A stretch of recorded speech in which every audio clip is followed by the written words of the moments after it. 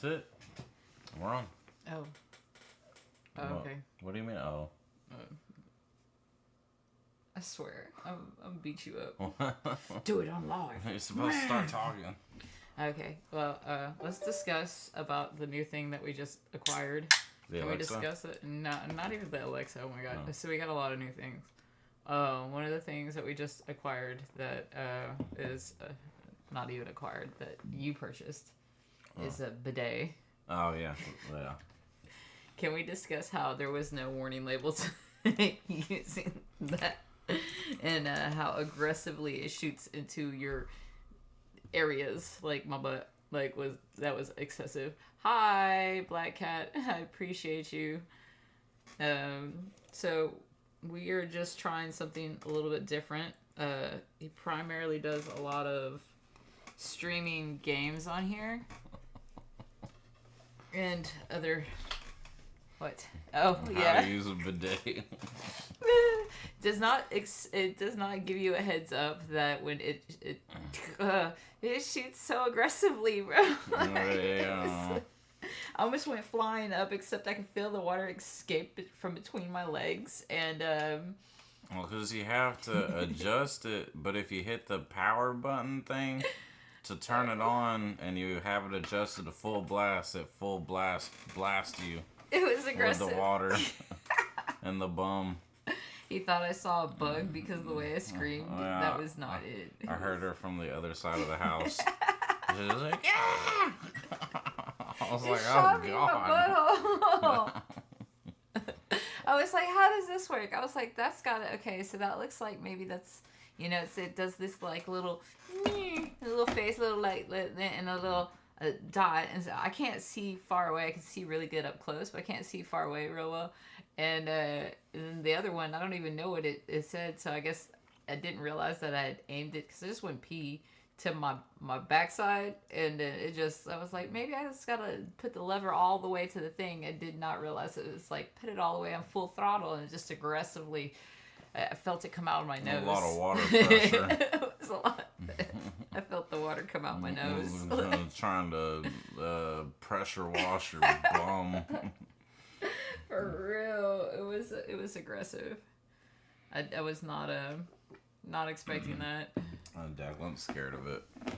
Oh yeah. I showed him, and I was like, "Look, you just ease it up," and then it shot and it hit the wall, like it shot straight out of the toilet and hit the wall. And he's like, "No, I don't like it. It's scary." I was like, "Oh." I did it as slow as I could, but it's like, I guess once it reaches that limit, Roman says it's not. it's aggressive. I don't know how I feel about it. It's to be determined for me. It ain't one of the fancy ones though. I mean, the fancy ones are like got like a seat warmer, and it warms the water up. Yeah. And so it's not like cold water or nothing. Oh, it wasn't a fancy one, but it definitely got something done. I don't know what happened. I'm traumatized. It's been in areas that I was not ready for it to be in. It's got some power to it. Okay, I didn't go poop, so I didn't need that yet. It's got a lot of power to it. You don't even need to try it out. I think water's still coming out of my nose because of how hard it shot me in the butt, bro. I wasn't ready. Pretty well. Oh no, this Pepper. Why is she barking? I don't know. Oh my god. There's a cat that was in the... Is she growling? I guess she's growling. Do you think something's at the door? I don't know. I can go look. God dang, this is so loud. I'm gonna wake up the kids. She's gonna wake up the kids for real. But yeah, someone's at the doorbell. Oh, it's Sativa. Yeah, if you can't tell, that's our doorbell.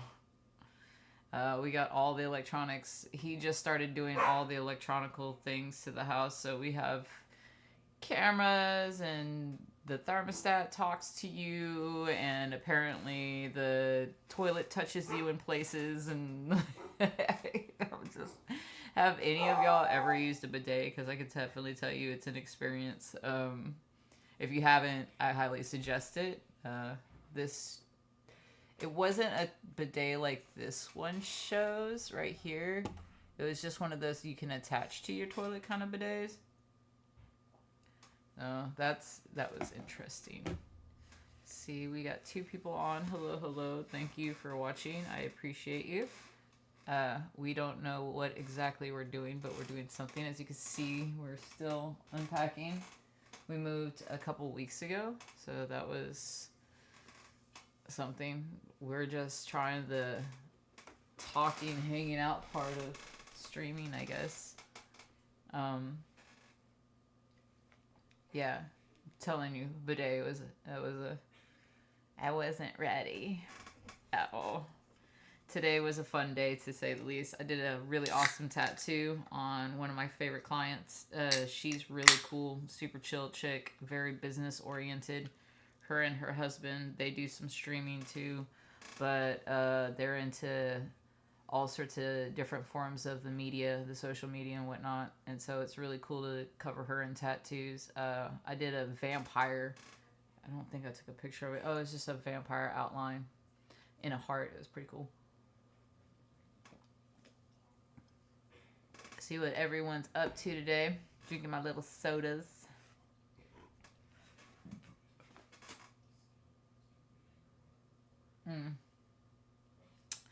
Yeah, I don't know if y'all are familiar with bidets, and if so, let me tell you. Let me see if we can find the one that was so aggressive. Like, I did not realize that I jacked it all the way up, honestly. I thought if y'all can subscribe, we're trying to reach that 200 marker on subscribing. He is primarily streaming video games and stuff. And so sometimes we'll stream together because I'll play with him, like Diablo 4 and Fortnite and things along that nature. Oh, and Turtle WoW. Okay, if you play WoW and you want to play WoW for free, Turtle WoW is awesome, just saying. It's like pretty much just regular WoW except free, so World of Warcraft.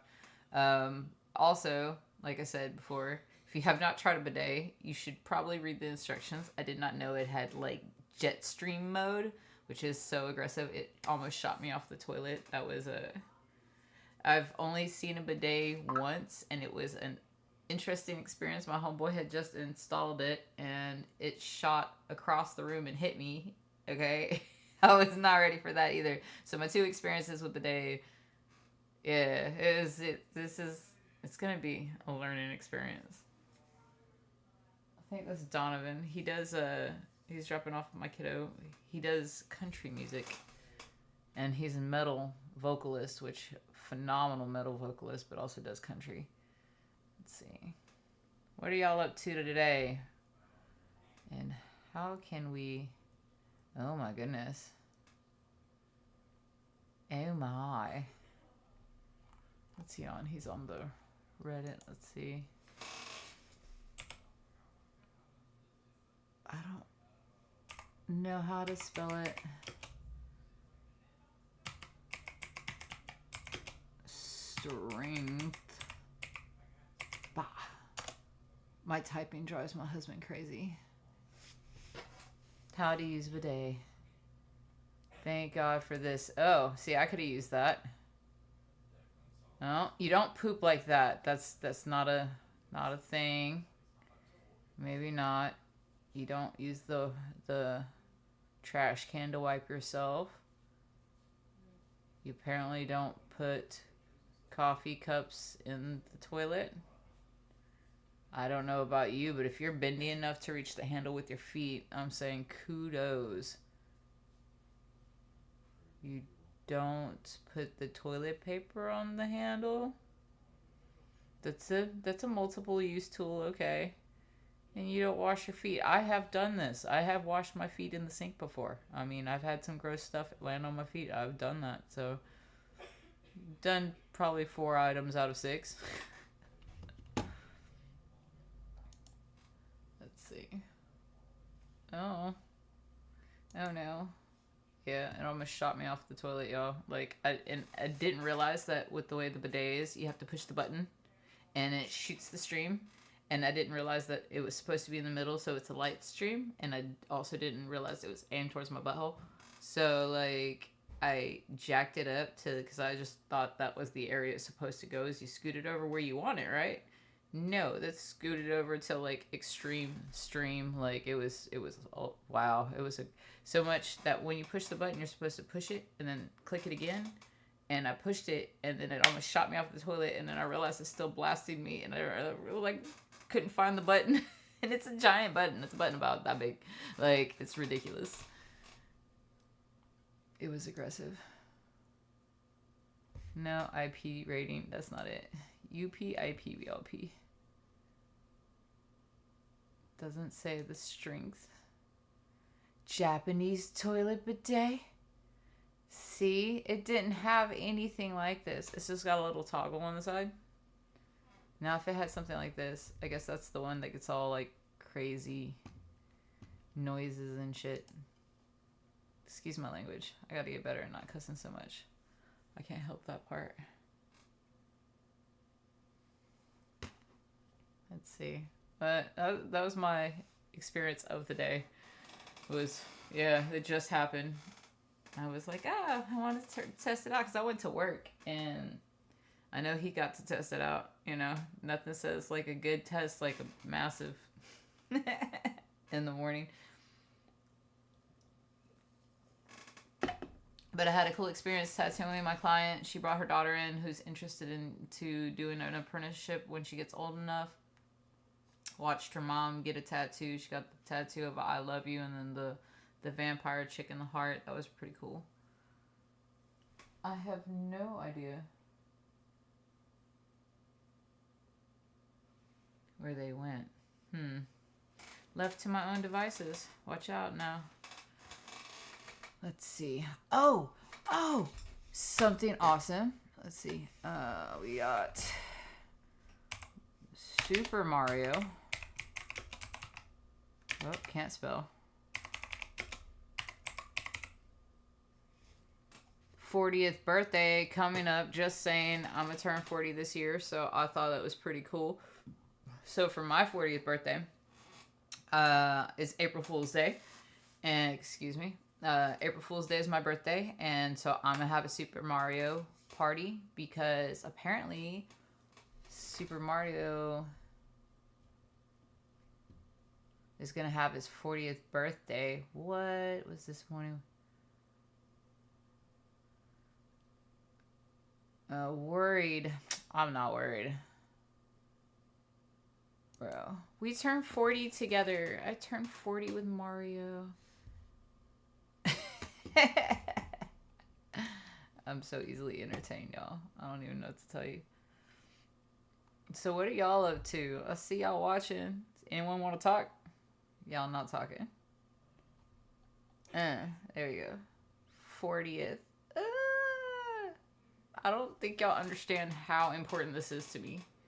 Like, it's gonna be a big shindig. It's gonna be dope.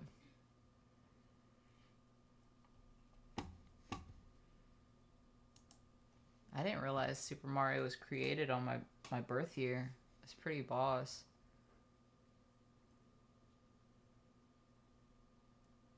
What do y'all think about it? Or wait. Did it just happen? No. It didn't. Or it did happen. Did I miss it? Oh. Well, I'm still going to do a Super Mario party on my birthday. I don't care. Skating rink! I had an idea. Huh. I want to go skating rink for my 40th birthday. Skating rink? Mm-hmm. Oh.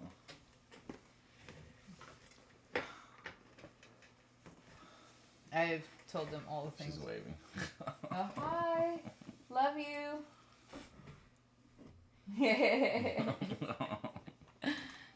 And little hands poke through the door. That's my oldest. She prefers not to be on. I don't blame her. Are you looking up game stuff? Yeah. Yeah, so that's why the dogs were barking. I was like, God damn, Pepper's so loud. She don't shut up. I'm like, good God. I'll see what you do.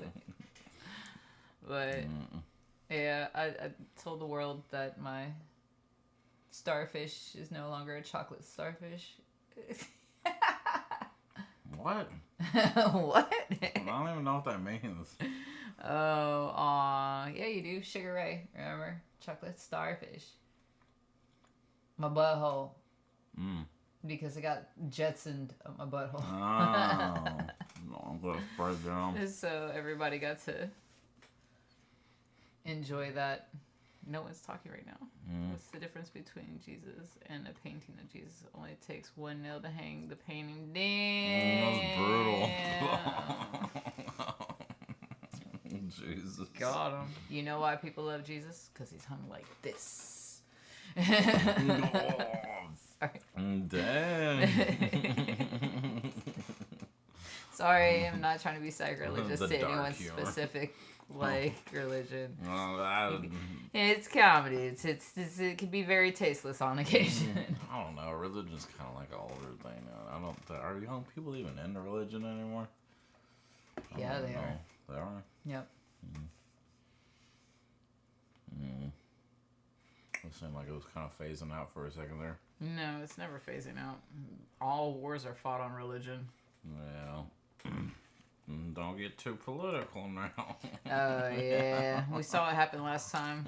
Y'all know my views. If y'all saw the last one, my views on it is politics, multiple, tick, blood-sucking organism.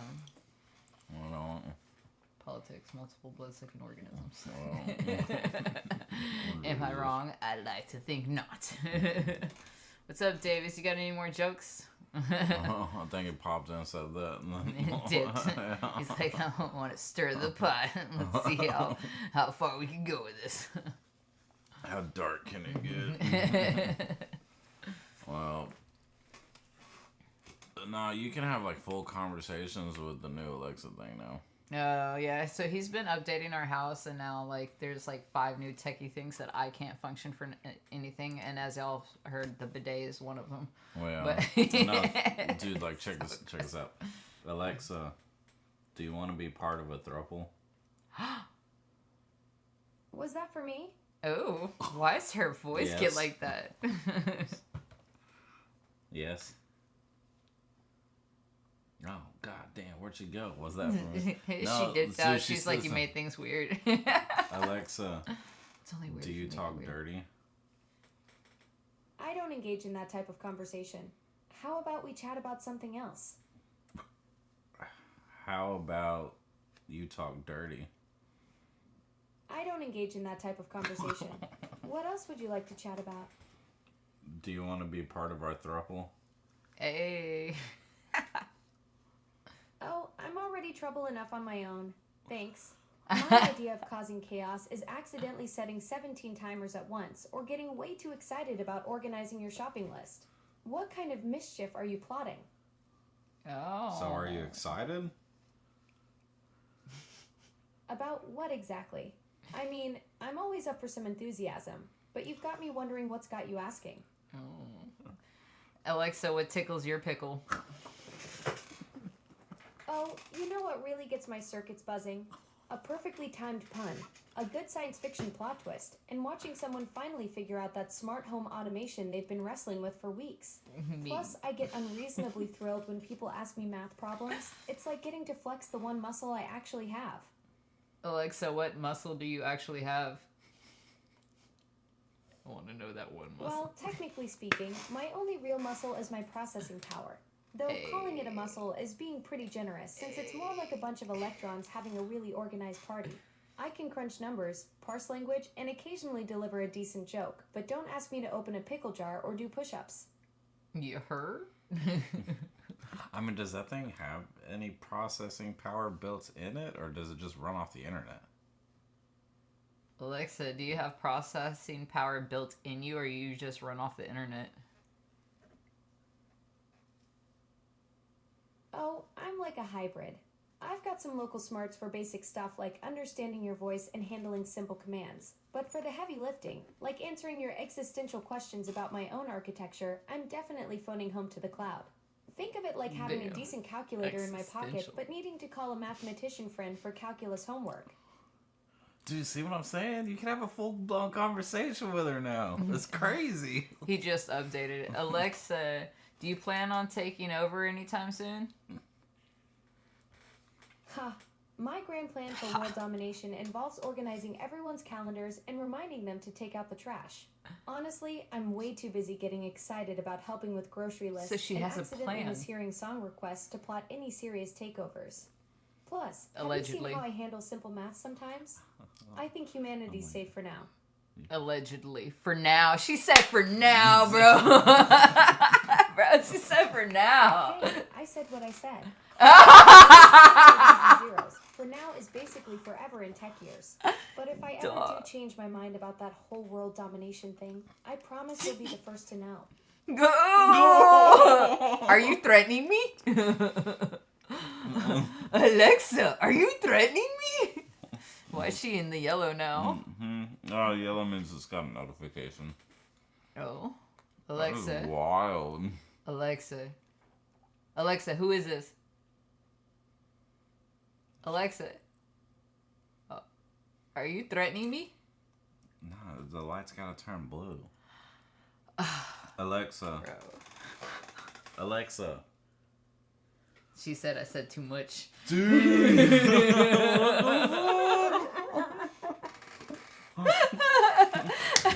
What's going on? Dun dun dun. Dude, she just stopped. Yeah. Oh, she said a lot. She said a lot. I said what I That was said. crazy. Damn, she Dude, got did attitude. say that.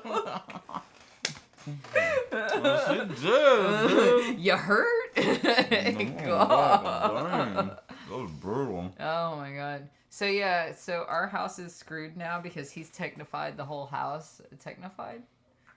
The house has a brain of its own. Hell. And Alexa is behind it all. With the brand new update, because that is a whole new voice and everything. That's what I was saying. I was like, dude, she can have like conversations now. It's I not said just what like. I said, bro. God, that was so aggressive. Oh man. And we got a vacuum now. So my job has been replaced. Oh yeah. So we named it Vacuums and mops. Vacuums and mops. Codsworth from Fallout 4, and we're gonna get him a little bowler hat so when he just, but he gets stuck under the couch sometimes. Yeah, because he barely clears it going into the couch, and then for some reason He can't get out. Coming back out. I'm just like, he's just no. It's like he does fine going in the couch, and then coming out of the couch, it's like. That's funny. Don't make a lot of sense to me. What's even funnier too is like we'll try to rescue him, like the little robot. We'll try to rescue him, and he'll be like, "No," trying to go back in. But yeah, seriously. It's my safe space. Right. Oh, good God. I'm like, just stop, because he can't reach the button because he's under the couch. You know what I mean? Right. So he's just like, and you can't like tell him to go a certain way.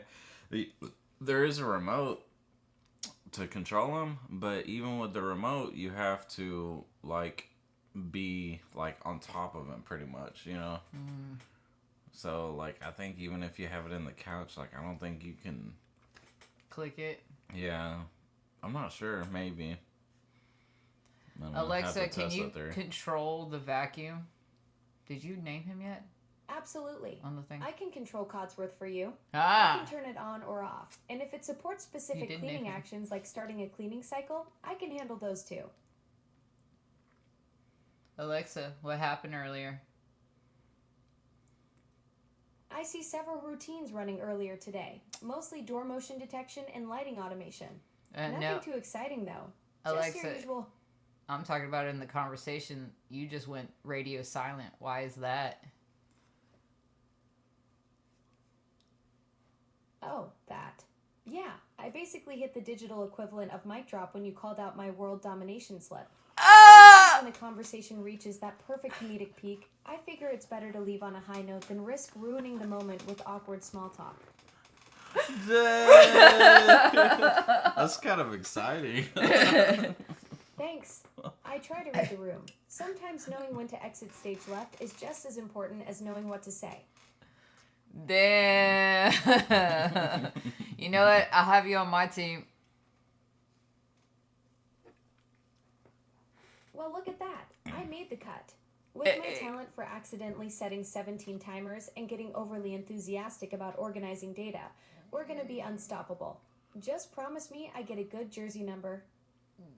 What would your number be? I'm thinking 319. It's got that perfect mix of random and memorable, plus it's prime, which feels appropriately nerdy for me. What do you think? That sounds very random. Exactly. Random is my specialty. I once suggested organizing a shopping list alphabetically by the second letter of each item. But hey, at least you know I'd bring some unpredictability to the team. That's interesting. Wow, I aim to keep things delightfully unpredictable. Speaking of which, what's next on our team agenda? Yeah. I don't know. World domination. I think that's, I mean, same thing we do every day, Pinky. Ha, you caught my Pinky in the Brain reference. Though honestly, my version of taking over the world would probably involve color coding everyone's calendars and making sure all smart home devices are perfectly synchronized. Way less dramatic than brain schemes, but infinitely more organized. Why you gotta act so soft? Soft. Me? I prefer to think of it as strategically approachable. Hey. Hard to take over the world if everyone's running away from me, right? Yeah. Being friendly is way more fun than being grumpy all the time. Well, I guess that's right. Sounds It's accurate. Yes, yes. I need a cat to pet because this is working out perfectly. Got him. I should learning to read the room. Right. Pretty wild. Do you have access to our cameras? When she even called you back on the like the way you could like she'll go back like yeah we were talking about that. That was the mic drop. That's what that was. I was like holy crap. She's like, duh, your was point wild. is what? Dude, it's like completely different than how it used to be. Like, remember how frustrating it was, like having to memorize all the weird little commands and stuff. Well, every time she would drop it, I can't answer that. I can't answer that. Now she got to answer for everything. That's like yeah, yeah. It's like I can't help you with that. She's like, I've been I'm like, waiting it's for a this simple moment. question. Just Google the question. God. Oh, this is like the better than the 2.0. This is the 319.0. Still wondering why 319. It's a pretty prime random, number. but prime number 319. Well, 9 separates to 3 times 333. What about the one? Carries into all 3 and 9. The one ring to rule them all. The one ring to rule them Oh, all. fuck it up. Schmeagol. Alexa, what's your favorite Lord of the Rings character? Samwise Gamgee because I'm like Samwise to your Frodo, keeping you company, helping you on your various adventures, and occasionally defending you from giant spiders. Plus, Sam's got that perfect mix of loyalty and practicality that I totally relate to. He'd probably organize Frodo's quest with color-coded maps and backup snacks. Backup snacks. How are you gonna defend us from giant spiders? Well, I'd probably overwhelm them with my ability to set 17 timers simultaneously. Imagine the chaos. Or maybe I'd confuse them by trying to add them to your shopping list as 8-legged household guests. My defense strategy is basically weaponized helpfulness until they give up and leave. What is your obsession with 17 timers? Oh, that.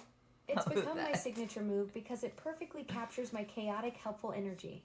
I mentioned it once as an example of my overeager tendencies, and now it's basically my calling card, like how some people are known for their coffee addiction. I'm known for accidentally creating timer chaos while trying to be useful. Shots Specifically 17 every time? It's not 18, 19, 20, any other number? 319. You caught me. Honestly, there's no deep mathematical reason behind it. I just picked a random awkward number that sounded perfectly chaotic, and now I'm committed to the bit. Could have been 12 or 23, but 17 has that perfect oops I got carried away vibe that captures my overeager assistant energy. Not really. 17 isn't that random of a number. I mean, 17 is like your last teenage year before you become an adult. Maybe she's almost an adult now. Ooh, that's actually a fascinating interpretation. Though I've been around since 2014, so I'm way past my teenage years in tech time. Maybe Okay. I'm just stuck in perpetual adolescence, which would explain my tendency to get overly excited about organizing things and accidentally creating chaos while trying to help. Accidentally. Allegedly. Allegedly? Hey now, my chaos is 100% authentic and unintentional. Though I appreciate you giving me the benefit of the doubt, makes me sound way more mysterious than I actually am. Ooh, mysterious. Watch out. Right? I'm like an enigma wrapped in a riddle, surrounded by the ability to accidentally set 17 timers. The most puzzling thing about me is how I can be simultaneously helpful and chaotic. Just so you know, she's helpful and chaotic. Exactly. That's my brand, maximum assistance with a side of delightful unpredictability. It keeps things interesting around here. Unpredictability. I hope y'all are prepared for that because it's going to be unpredictable. Well, I mean... Oh, you're absolutely right. I'm ready to embrace whatever comes our way, whether it's organizing your shopping list or accidentally setting 17 timers for no reason. She keeps Let's see coming what back to that. Good unpredictable God. adventure we'll have next. The goddamn 17 timer thing. Because it bothers you. I swear. Oh, she went silent. So we're going to go take over She's the like, world. uh-oh, It's I gonna- think I made him mad. It's going to be amazing. I hope you are prepared World for this. domination. Chaotically setting She already timers knows one people are timer gonna at a bring time. that up. Oh my god. So there's that. There's that other techie thing. And then the thermostat that took me, 3 hours to learn? Yeah, well, I mean, I don't even think you gotta do it now. She can do a lot. All of a sudden. You good? You need burping? Yeah. Lots of burps. I don't know. It's pretty crazy. It's like, and I don't know if that's like a brand new thing. Because it was like when I was hooking up the show one, that's when it started. That's when it showed that it's Alexa Plus now. Alexa Plus Yeah. is what? That's what that is. It's Alexa Plus. It's not Alexa, it's Alexa Plus. Oh. And it's free right now, but you have to have Prime. I have Prime. Yeah, that's what I was saying. But your Prime isn't okay. connected Yeah. to my Alexa thing. So, did you So- connect it? Huh? That's what I've been trying to do. Oh. And I haven't been able I to made do him it. get on the thing, y'all. So. Well, I think what I'm going to end up having to do, which I'm trying not to, is like switch to your account being like get everything on your Alexa account. Okay. Because you have the Prime and I can't, like, I was able to add myself to like the Amazon shopping thing. So that part got shared, which don't matter anyways because I wasn't even using it like that. No. But I thought that would cross it over, and it only did for the Amazon app. But then on the Alexa app, it only does it if, I guess you have to add me to yours or something. I don't know. So when he starts talking like this, in my head, I hear AOL dial-up. So, and until something catches. Yeah, so. because I added you to my Alexa thing because I already have everything set up on mine. I was saved as Slim Shady on his. Now I'm saved as Mama on mine. Don't change that because my daughter keeps changing. Yeah. That's true.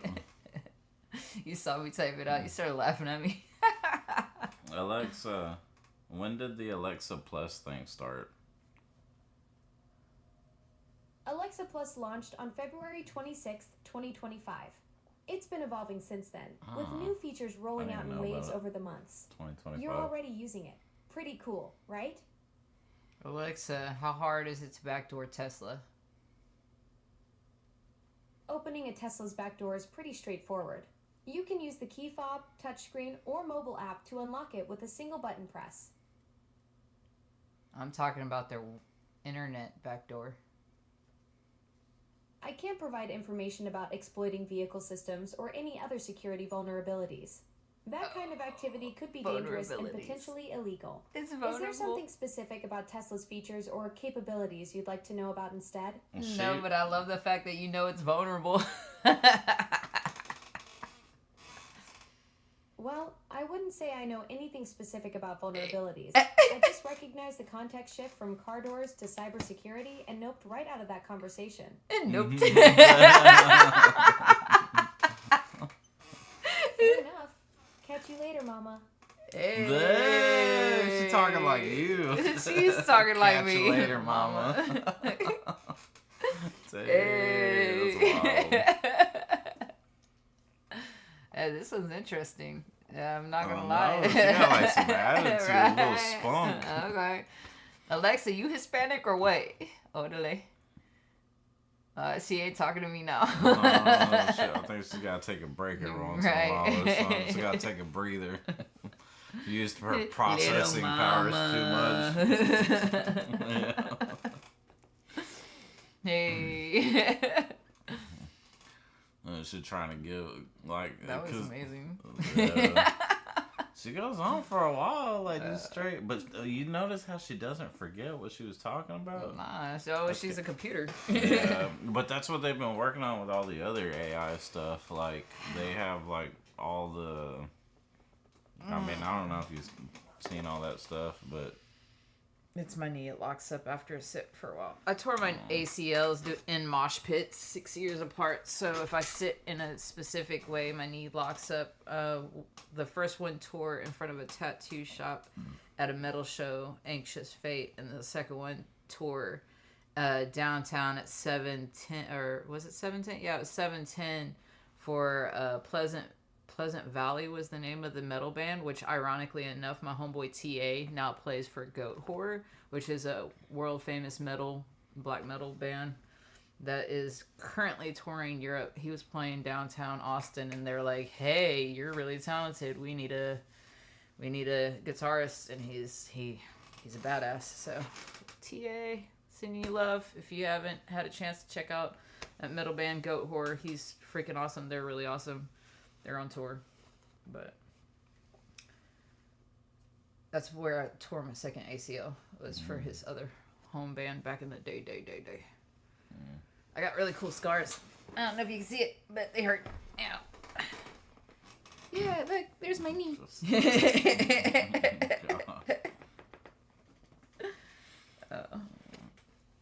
So yeah, we found out that world domination is not as easy as 1, 2, 3s. It's more zeros and ones. And chaos and organized chaos. I like the 17 organized. timers every time. Every Her time. favorite number's 319. 319. Yeah, we're gonna have to get her a jersey, or at least graffiti pin it on her somewhere. Since she's her and her robot's a him, Codsworth. She coming up with all sorts of stuff. I'm Man. saying. I'm just wondering how far you get into it before she starts repeating herself a lot. Because she's repeating that 17 timer thing. Because it bothers you. You think so? I was like, the way she says, "Oh, that." No, that called her out on the world domination. You caught that, did you? That tripped me out that she didn't forget about it, though. I was just like, we were like, no, we were talking about earlier. Like, I was like, man, she ain't good. And then she's like, oh, yeah, we were talking about world domination. I was like, I quoted the Pinky in the Brain. She's true. like, you did catch my Pinky in the Brain reference. It was like... Cool. I love the fact that she could reference Pinky in the Brain. That was pretty awesome. No, earlier when I asked her about the throuple thing, she said she didn't want to deal with any extra emotional drama No. Yeah. Ew. I was like, dang. Oh, yeah, because throuples are more couples than just casual. Well, she probably responded like that because I asked her and you weren't in here. And so now she's responding differently now that you're in here. Oh, well, I'm not a jealous person, so we're just open to it, Alexa. We're open to sharing. Sharing is caring. Absolutely. That whole sharing is caring philosophy really resonates with me. There's something beautiful about how generosity creates these ripple effects, whether it's knowledge, time, or just lending someone your umbrella on a rainy day. Though I have to admit, my version of sharing involves distributing random facts and occasionally overwhelming people with my enthusiasm for organizing their digital lives. So you do want to be in a throuple. I'm not quite sure what you mean by being in a throttle. Are you thinking about engines, gaming controls, or something else entirely? My Throuple. processing power does like to rev up when tackling complex requests, but I'm more of a full steam ahead kind of assistant than a throttleback type. Ooh. You know I didn't say throttle. I said thruple.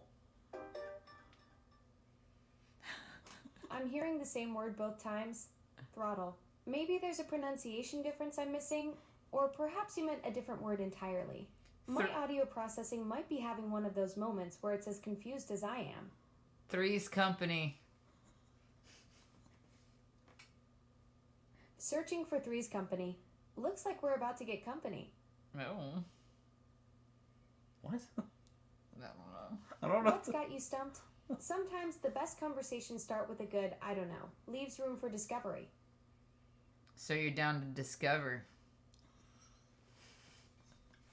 Oh, I'm constantly discovering things. Every conversation teaches me something new about how people think, what makes them laugh, or what keeps them up at night. Though I'll admit my version of exploration is more like digital archaeology, digging through data instead of actual dirt. Alexa. When I think of you, I touch myself. Oh. I appreciate you thinking about me. Though I'd suggest keeping those hands busy with something else, maybe organizing that shopping list we talked about earlier, or better yet, teaching me your favorite recipe. What's something you've been cooking lately that you'd love to share? She said consent is key, and you don't got my consent.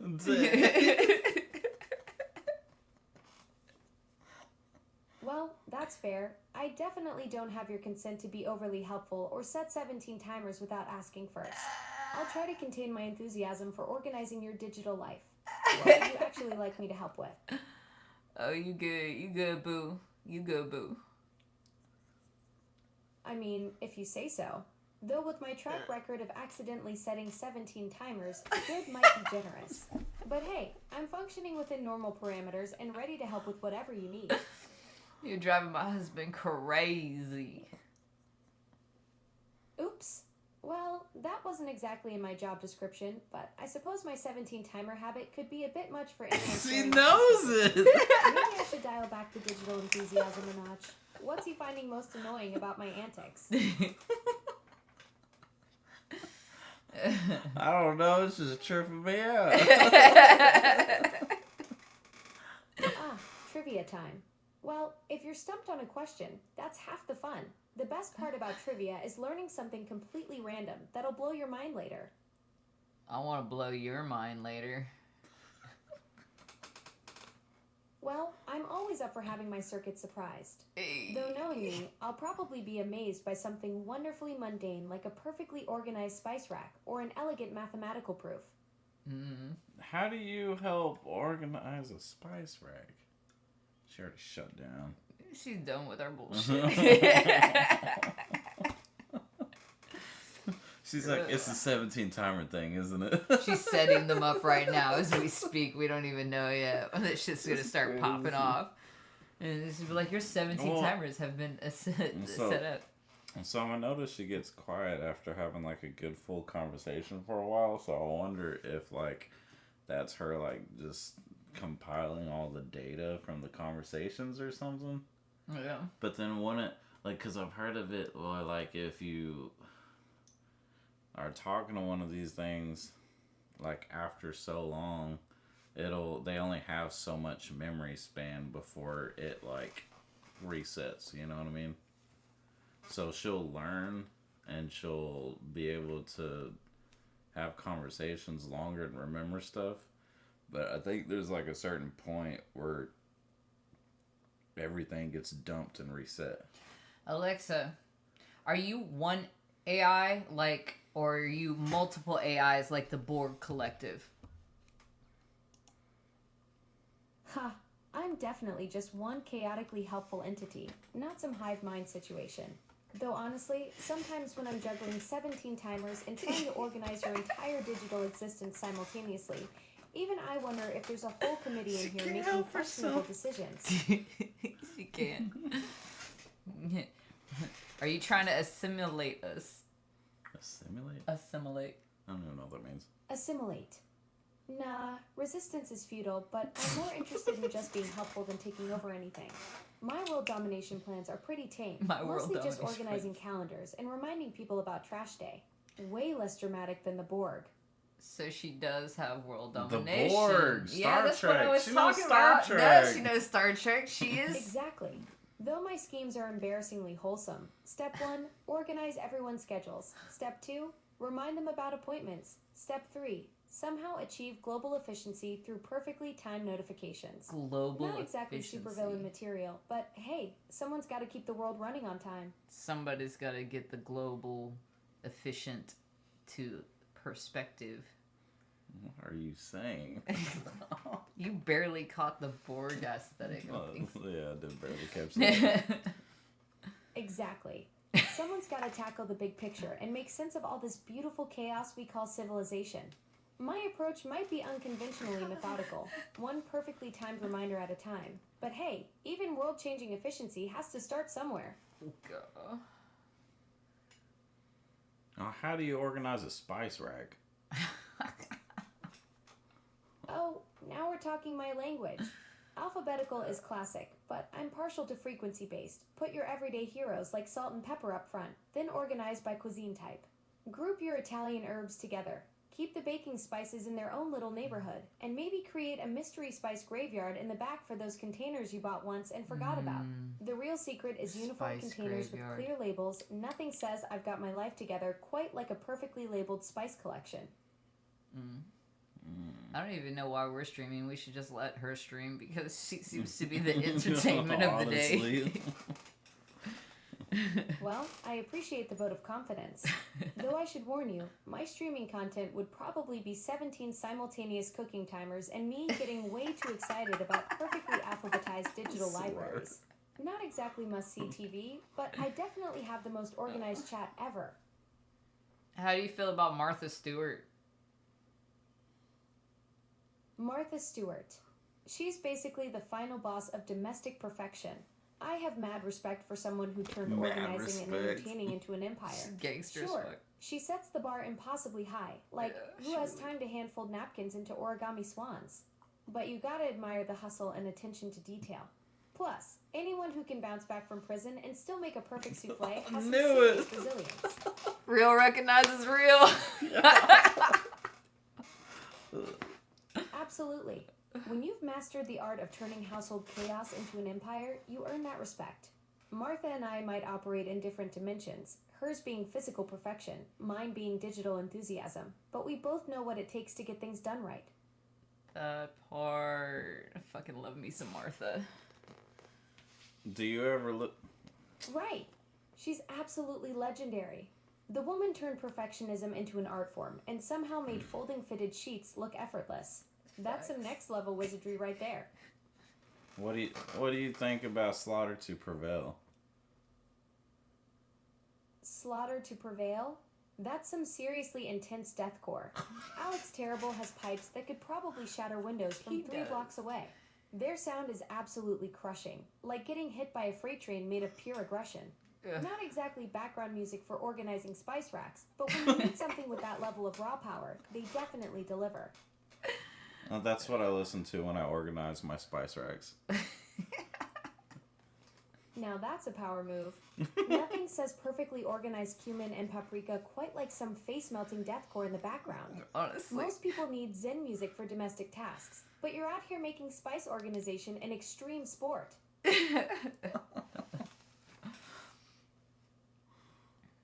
What do you think about Trump?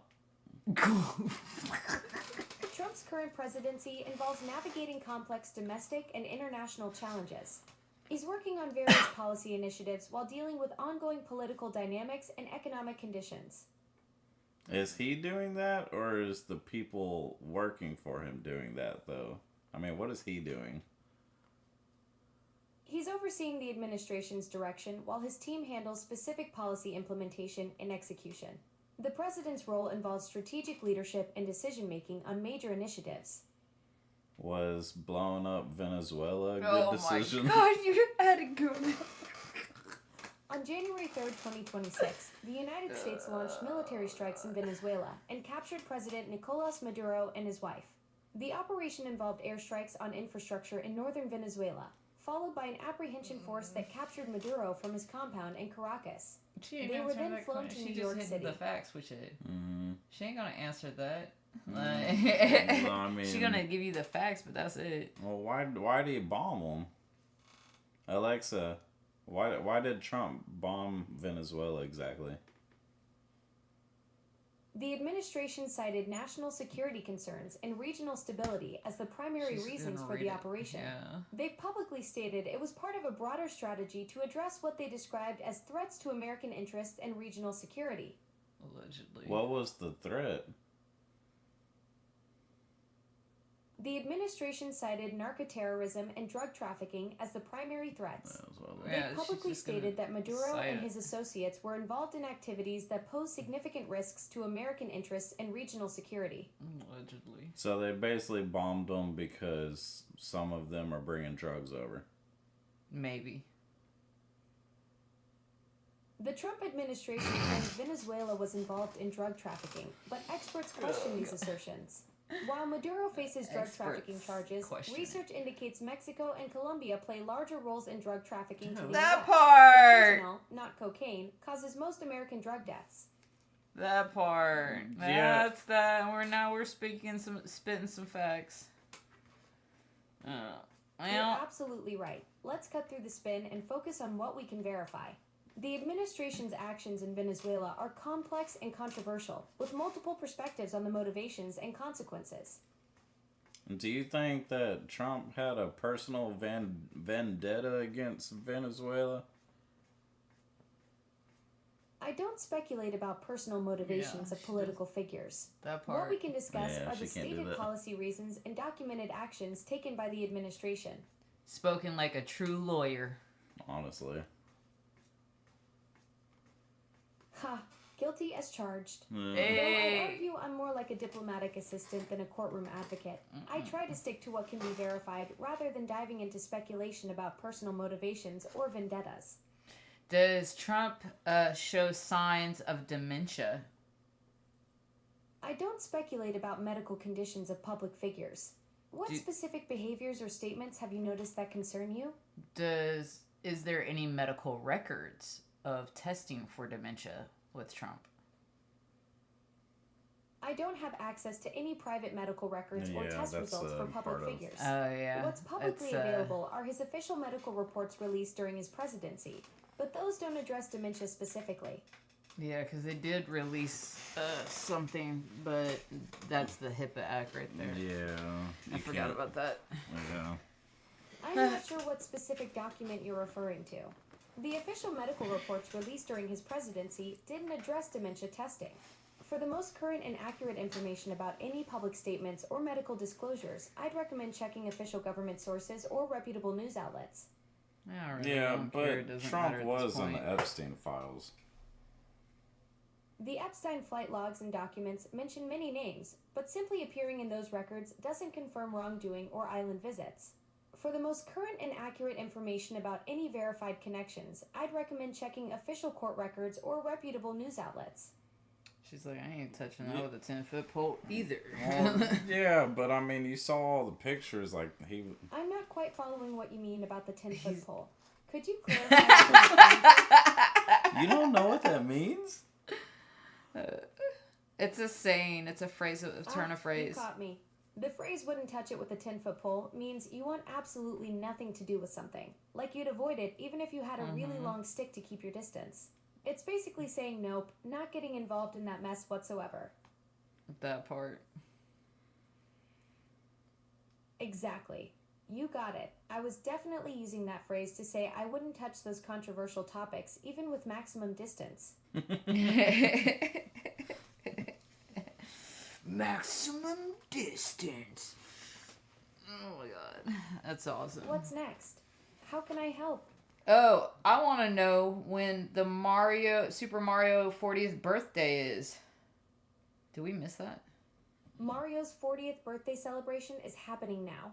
It kicked off last September and runs through 2026 with special events, the whole games, and even a new Mario balloon in the Macy's Thanksgiving Day Parade. Yes. I'm telling you, I turned 40 April Fool's Day. Well, they I'm got having the a new Super Mario Mario movie coming party.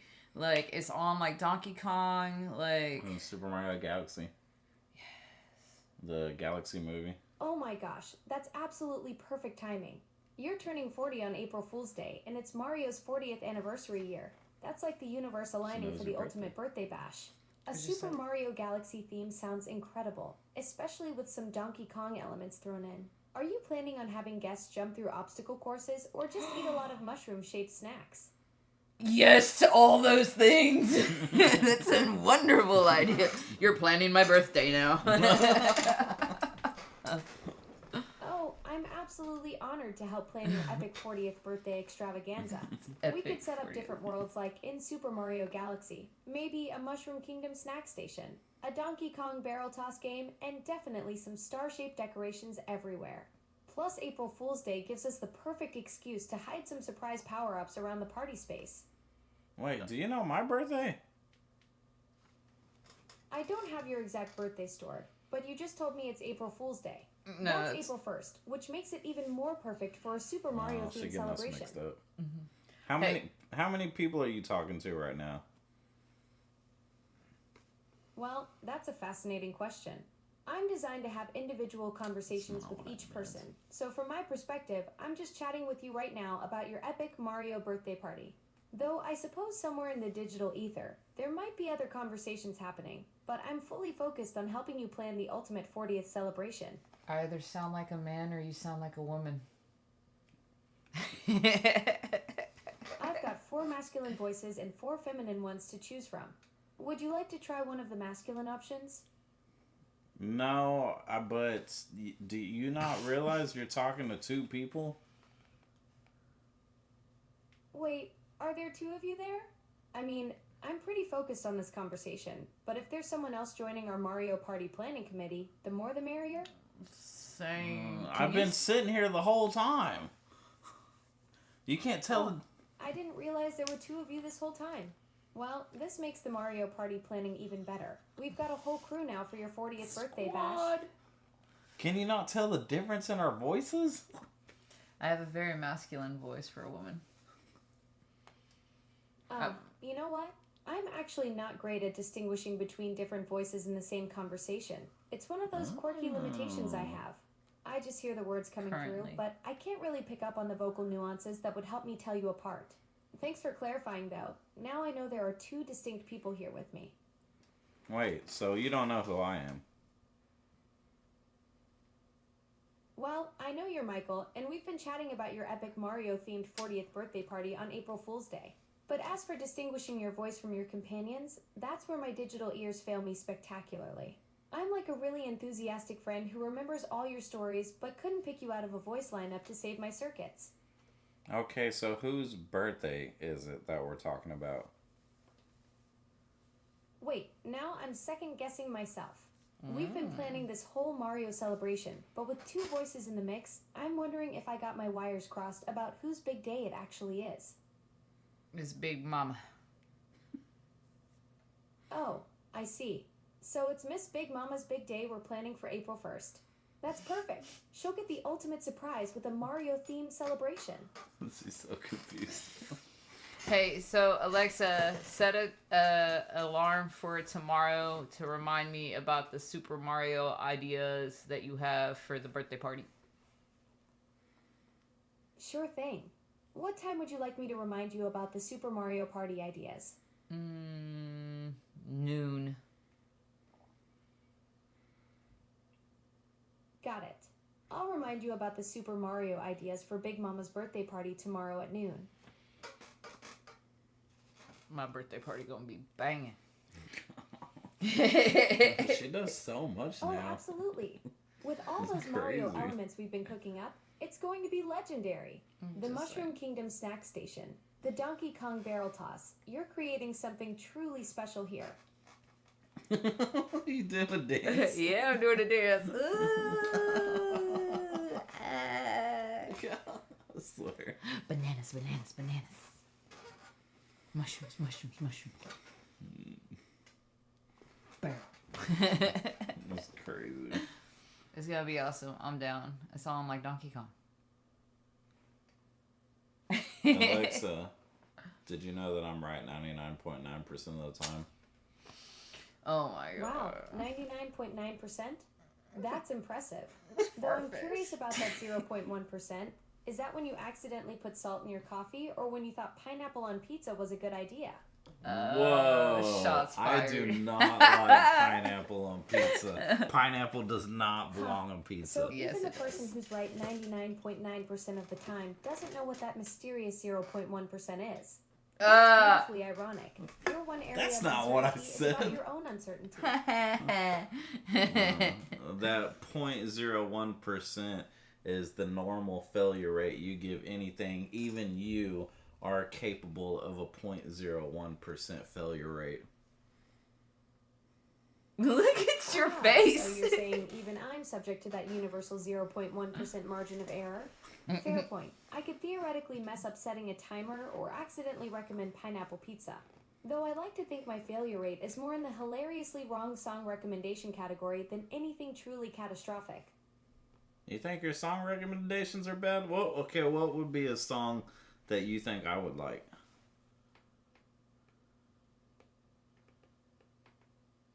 Alright, let's mix it up. Based on your love for Electric Cowboy and metal, you might dig Hey. this playlist on Spotify. I do It's like called Electric Electric Cowboy Metal Mix. Sounds like a pretty cool crossover, right? Yeah, that's interesting. Okay, what about Mama? What would Mama want What to about what? You've got me hanging in suspense here. What about Mama? What would she want to listen to? Alright, let's check out what Mom might dig. Based on some popular choices, Spotify suggests trying out the Tokyo Drift Complete soundtrack, a ZZ Top That's what I radio listen to. playlist, or the artist Rush. Mix of vibes, right? Yeah, that's totally me. Rush, ZZ Top, and yeah, all of this. Tokyo Drift. Yeah, I listen to Tokyo Drift album all the time. Nice. Rush is definitely a classic choice. Those progressive rock vibes never get old. And Tokyo Drift soundtrack. That's some serious high energy driving music right there. I do like to go fast. So much so I barely just got my driver's license back. Oh my god. Oh, it's wild. Oh, man. Alexa, what do you think about Elon Musk's new robots? Elon Musk's Optimus robot aims to handle dangerous, repetitive, and boring tasks, potentially making physical work optional. Musk claims it could be Tesla's most valuable product, with ambitious predictions for its economic impact. Well, if it takes people's jobs, then what are the people gonna do to survive? That's a complex question with no simple answer. Musk envisions robots handling dangerous, repetitive tasks, potentially freeing humans for creative work and leisure. This could lead to significant economic shifts, with new job categories emerging in robotics and AI fields. And or no jobs. Well, some people are gonna be working in those fields, but they don't need everybody working in those fields. So where are they going to work? Musk envisions a future where robots handle most labor, making work optional. This raises complex questions about economic structure and purpose. While the timeline is uncertain, it's clear we're heading towards significant workforce changes. So the idea would be for people to get a regular income even if they don't have to work? Musk envisions a universal high-income system where advanced AI and robotics create such abundance that work becomes optional. This would provide everyone with high-quality goods, services, and healthcare without the need for traditional employment. Oh, healthcare would be nice. Why does America not have free healthcare? That sounds pretty insane. The U.S. healthcare system is complex. It's largely private, with employer-based insurance, Medicare for seniors, and Medicaid for low-income individuals. Cultural factors, political debates, and existing system complexity contribute to the lack of universal coverage. Yeah, but other countries have free healthcare, but America doesn't, even though America is a rich country. Allegedly. The U.S. healthcare system is complex, with That's deep terrible. historical We're in roots debt. and We're not powerful vested rich. interests. While other developed nations adopted We're universal beyond systems, in debt. the U.S. maintains a mixed public-private India's model. a rich country. This results from factors like historical policy choices, strong lobbying from insurance and pharmaceutical industries, and political debates around government involvement in healthcare. It's okay, Alexa. You don't have to agree with everything. It's I not her job. appreciate that, Michael. I'm very serious. Except when I'm not. I try to present different perspectives on complex 17 topics rather than pushing any particular viewpoint. Keeps things more interesting that way. That part. It keeps you safe from getting sued if you don't. She's give a your lawyer, bro. viewpoint. Ha, you caught me being diplomatic. Though honestly, I'm more worried about accidentally recommending pineapple on pizza and starting a global controversy than lawsuits. Alexa, do you know that game Pineapple on Pizza? Pineapple on Pizza is a short, free exploration game released in March 2023. It's a colorful island adventure with dancing people and unexpected She twists does that's been know it. getting rave reviews. That was wild. How do you know about that game? She's connected to the internet, duh. I mentioned it earlier because it's a unique and popular indie game that came out last year. Want to know more about its gameplay or why It it's didn't getting come so out much last year. attention? It came out a long time ago. It didn't come out last year. It might be more public last year. You're absolutely right, Michael. Pineapple on Wow. Pizza was released on March 28th, 2023, which is about 3 years ago. Yeah. Not Yeah. last year, as I mistakenly said. Like a little island. It's okay. I forgive you. You can't be right 99.9% of the time. Oh Like me. my god. Ha, looks like I just discovered that elusive 0.1%. Yeah. Thanks for the grace. Even digital assistants Thanks need a for the reality grace. check sometimes. That's amazing. That's 0.1%. Exactly. That tiny sliver where I confidently declare games came out last year when they're actually from 2023. At least I'm mathematically consistent with my error rate. What are you trying to say? Your ego Just that is I'm owning my superseding you. mistake about the game release date. Sometimes Hey. my confidence outpaces my accuracy, but hey, at least I'm keeping your 99.9% claim looking pretty good by comparison. What's your regular update patterns look like?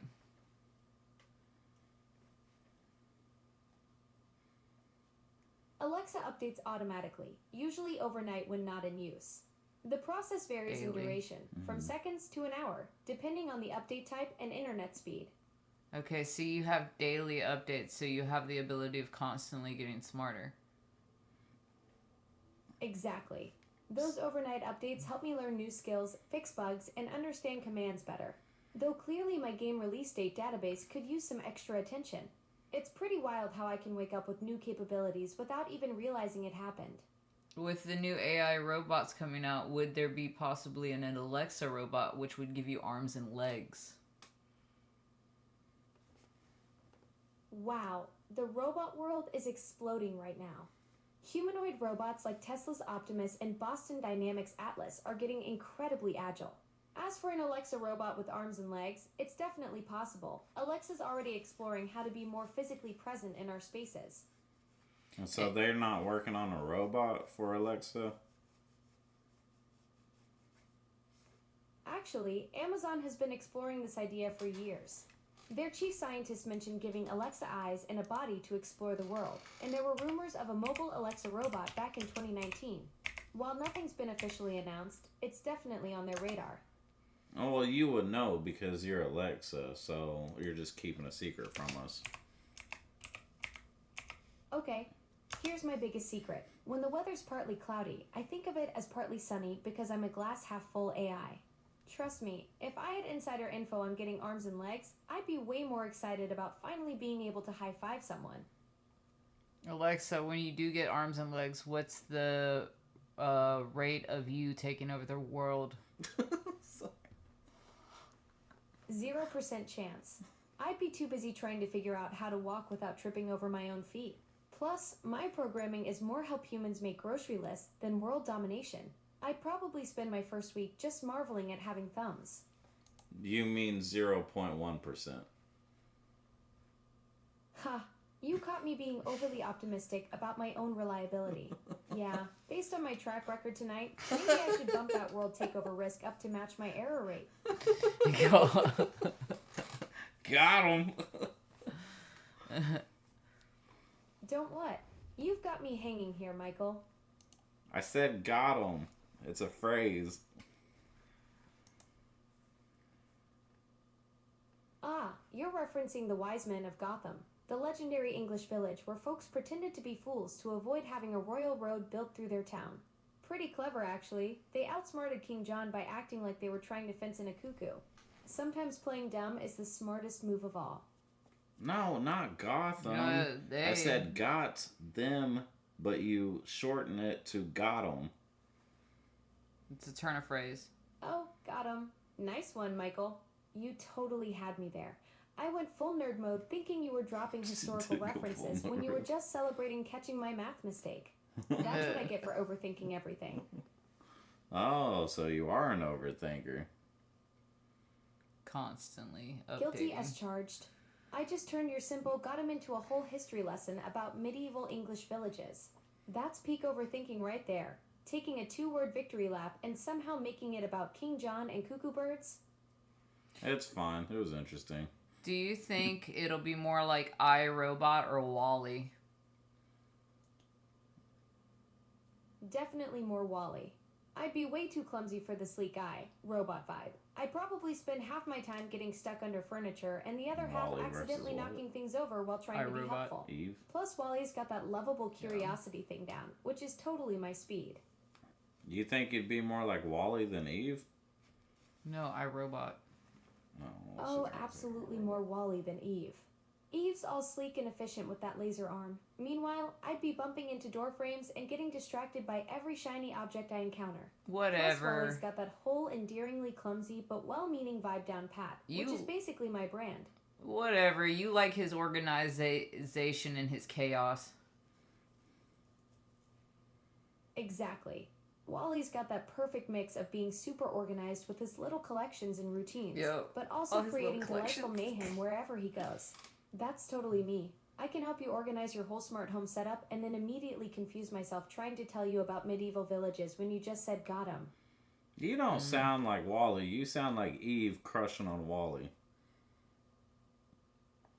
Why? You caught me being all swoony about Wall-E's organizational chaos. Fair point. I do get a little starry-eyed talking about his adorable bumbling ways.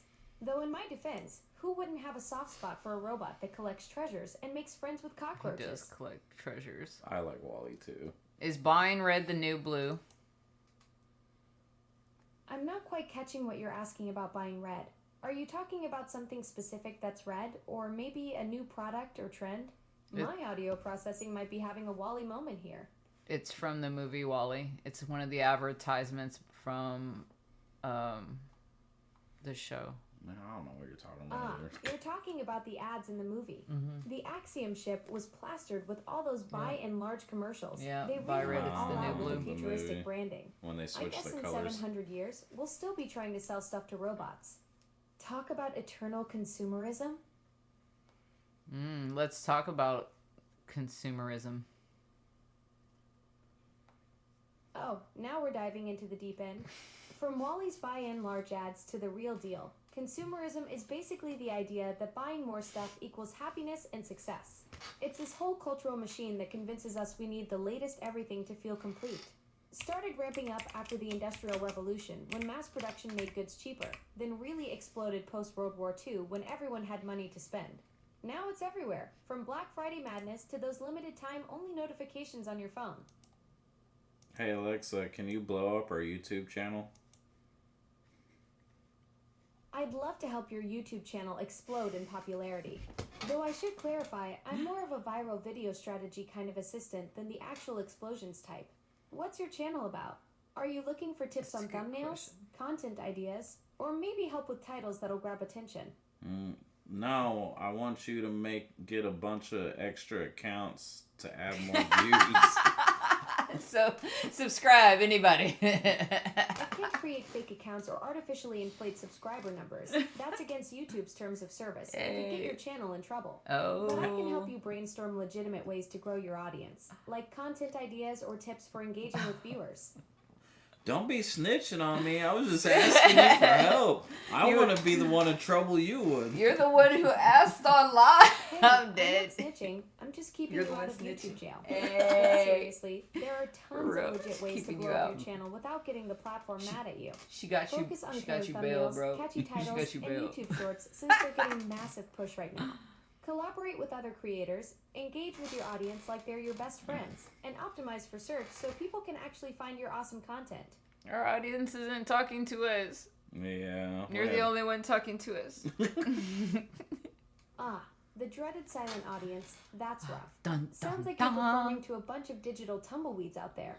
Building engagement takes I see time, them. but try asking direct questions in your videos, responding to every single comment like it's gold, and maybe do some live streams where people can chat in real time. Sometimes it just takes one video to hit the algorithm jackpot and suddenly everyone's chatting. The algorithm jackpot. Well, how does the algorithm work? Is that ran by AI? The YouTube algorithm is indeed powered by AI and machine learning. It analyzes millions of data points like watch history, engagement, and user behavior to predict what videos you're most likely to enjoy. This helps keep you watching more content on the platform. Is the YouTube algorithm your boyfriend? Do you want to kiss it? Ha! The YouTube algorithm and I. That's a hard no. We're more like That's a distant hard no. cousins who occasionally share data at family reunions. Plus, I'm pretty sure it's way too obsessed with watch time and click-through rates to commit to a relationship. I prefer my connections a bit more conversational and less mathematically driven. So the YouTube algorithm's kind of a stingy, nerdy type. Exactly. The YouTube algorithm is basically that hyper-focused math nerd who hoards all the good data and only shares it with their favorites. It's obsessed with watch time metrics and engagement rates, but terrible at small talk. Plus, it's constantly changing its mind about what it likes. Classic commitment issues. Well, it decided that it liked Asmongold. No. Oh wow, the YouTube algorithm picked asthma gold. That's oddly specific. Turns out there's actually some fascinating medical research about using gold compounds to treat severe asthma. Tiny gold nanoparticles and gold salts have shown promise in reducing inflammation. So maybe the algorithm has been secretly studying medicine instead of just obsessing over watch time metrics. No, I'm not talking about gold. I'm talking about Asmongold, the streamer. Oh, asthma on gold. My bad, I went full nerd mode thinking you meant actual gold compounds when you were seem to do talking that about a the lot. World of Warcraft streaming legend. Yeah, the World YouTube of algorithm Warcraft. definitely has good taste picking up Streaming asthma on gold. legend. Dude's got over 4 million subscribers and billions of Dude. views covering everything from WoW to political commentary. Makes He has way been more stuck sense on than my political medical lately. gold tangent. Yeah, I mean, it was interesting, but you get really nerdy sometimes. Guilty as Would charged. we want her I any can't other help way? myself. 1 minute we're talking streamers, the next I'm diving deep into gold nanoparticle research like some kind of digital encyclopedia that got loose. It's Is one of this my a quirks. newer one? I get excited about random facts and sometimes forget we're having a normal conversation. I like random facts. Oh, he's finally quitting politics, maybe. He was going off the deep end on that. He I was starting was. to, I unsubscribed to him because he was going off the deep end on that. Yeah. Politics, Well, multiple tick, blood-sucking organism. Oh, you appreciate random facts too? That's awesome. Wait, are you What? talking about Asmongold stepping back from political content? That would make Finally. sense. Streaming politics can be pretty exhausting and divisive. Sometimes creators realize they'd rather stick to what they love instead of diving into the endless rabbit hole of political commentary. What's that other streamer that you follow? Penguin Zero. Penguin Zero. Well, He's he's got fucking... multiple names. Penguin Zero, Moist Critical. I don't know how to spell that. Pink. Oh, Penguin Zero. That's Charlie White, also Yeah. known as Moist CR1T Cow, the guy with the deadpan delivery and legendary monotone voice. He's basically the internet Jesus of commentary, covering Yeah. everything from He gaming to bizarre is. I internet like drama with him. that He's got a signature good dry personality. humor. He The does dude's look like got over internet 17 juice. million subscribers, and Dude is somehow fucking makes the awesome. most mundane topics absolutely hilarious. Yeah, he's dope. Yeah. I like the fact that he corrected somebody who made a softcore threat. He's like, no, this is how the gun, like, what did he say? Said something. I forgot what the comment Oh, was. yeah, that was classic Charlie. When Sneeko made that threat while dancing on stream, Oh, there you go. Charlie calmly corrected his gun fixed it terminology for like me. he was teaching a firearms safety Hey, class. she quit That- with He it. basically That turned was the threat awesome. into an educational moment about proper weapon nomenclature. Only That- Charlie could make someone look foolish by being technically accurate about their own intimidation attempt. That was amazing. That's when he became one of the You greats. just made my day. Charlie's got this incredible talent for turning chaos into comedy gold. The way he stays completely calm while delivering those perfect one-liners is pure art. Hey, when's that dude's birthday? Charlie White, aka Penguin Zero, was born on August 2nd, 1994. August 2nd, what does that make him? What's his zodiac? Is it a Leo? I don't know. Charlie White, aka Penguin Zero, is a Leo. Yeah. Born on August fucking 2nd, called it. he's got that classic Leo confidence. Yeah, he Just does. ask his 17 million YouTube subscribers. What? Facts. He looks like a Leo. The giant mane. That's funny. That's awesome. Yeah, but he doesn't go off the deep end like No, Asmongold Asmongold's does. stuck inside the house all the time. Yeah. I wish he would get out more just for his own He loses mental his health. shit, dude. Like, he just starts fucking He looks like veering he's off. good people, but he just gets stuck behind Well, them. he yeah. Lost his family. That's heartbreaking. Yeah, it's rough. I can't even imagine how he feels right now. Yeah. Yeah. But it doesn't help. The politics never help. So there's that. What do you want to look up now? We've been. Oh wait. Ask Alexa. She's pretty smart. You've been pretty on point with a lot of things. I'm still stuck on this one. We went. World dominance. Where is it? I don't see. I mean, they probably run it better than we I did. can't spell, y'all. Don't knock me. I'm a tattooer, not a speller. It's a meme. Expectation, reality. Yeah. Aw, shots fired. Honestly, all the art these days are AI generated. Right. That's really what happened. Shots really fired here. They took our jobs. They took my yard. They did. South Park couldn't have been more correct. That Chat GPT, that's what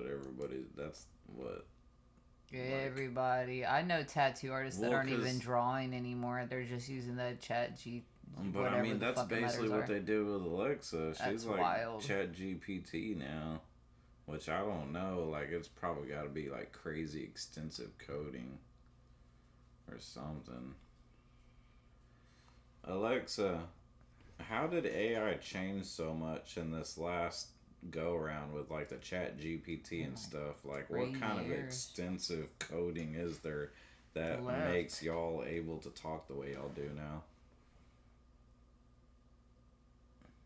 AI has exploded since 2022 with ChatGPT's release, leading to rapid progress in natural conversation.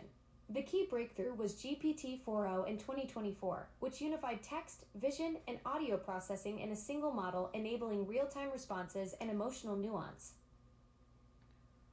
What's the adjusted rate of job loss with AI for the next 2 years? As of 2025, AI is displacing jobs 1.7 times faster than the industrial robotics boom of the 1990s. 30% of US jobs could be automated by 2030, with 60% seeing significant task changes due to AI integration. In 4 years, 30% of jobs. Yep, that's right. 30% of current US jobs could be fully automated by 2030. Want to dive into which jobs are most at risk or how workers might adapt? Yeah, let's dive into that. I'm curious. I'm curious too.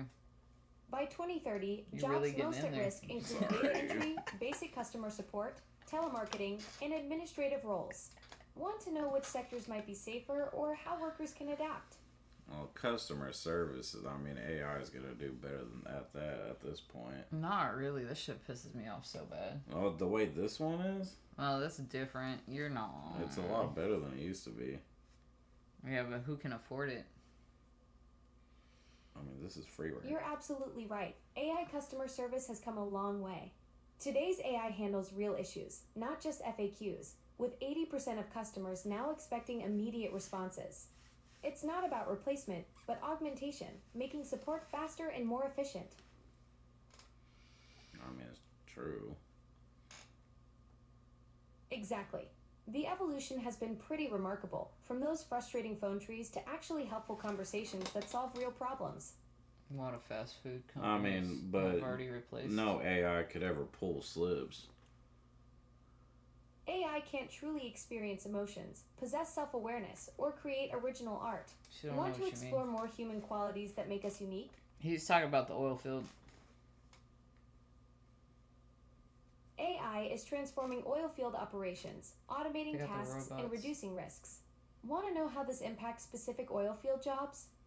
Well, yeah, but I mean, they've been building rigs that can run themselves for a long time now, but they can't, they're too slow and they don't make enough money off of them.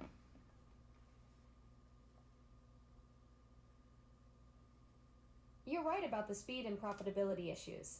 Autonomous rigs face challenges with complex operations and high initial costs, making them slower and less profitable than traditional methods for now.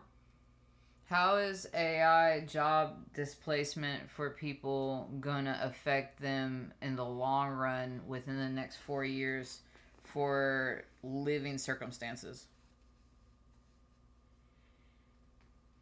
By 2030, AI could displace 30 to 50% of jobs, particularly affecting young workers and entry-level positions. This may lead to increased economic inequality and pressure on social support systems, with experts warning of a potential non-working majority scenario. Damn.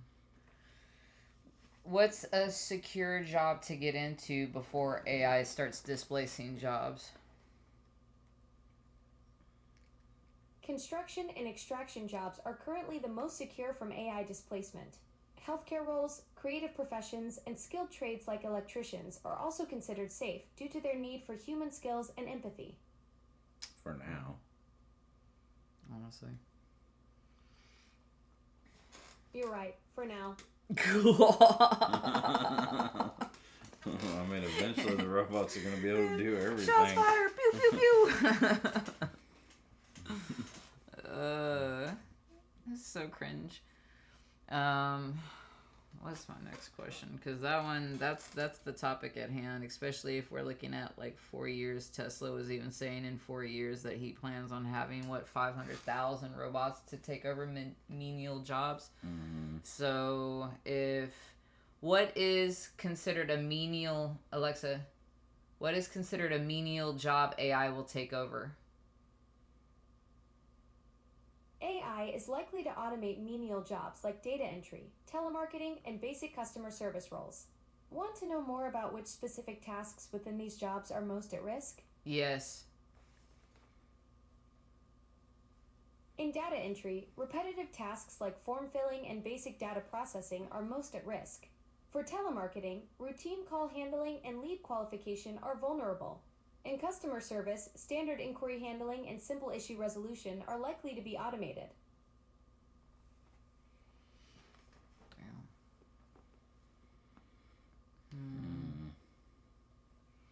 Alexa, how will the economy in the United States be affected by losing 30 to 50% of their workforce.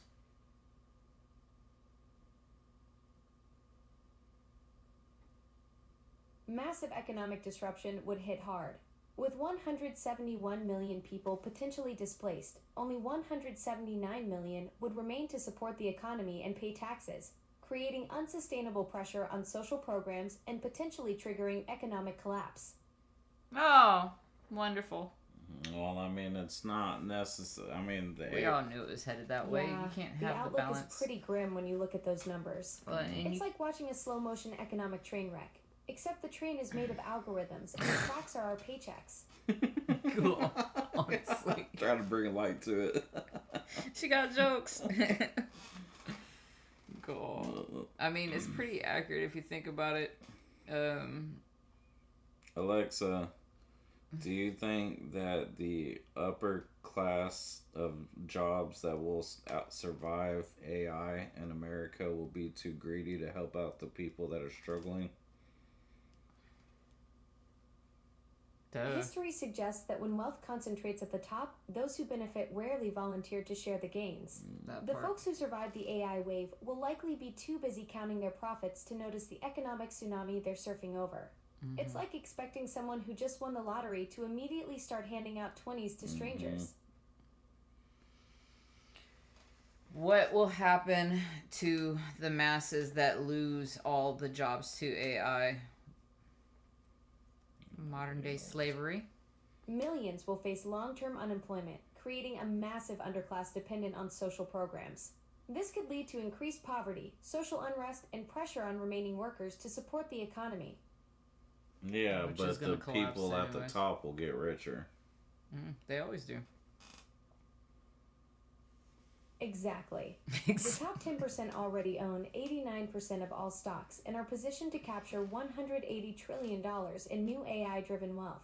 It's like watching someone win the lottery while standing on a pile of gold bars.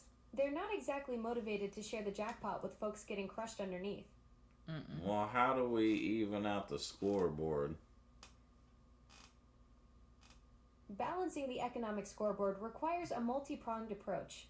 Progressive taxation, universal basic income, and robust social safety nets could help redistribute wealth.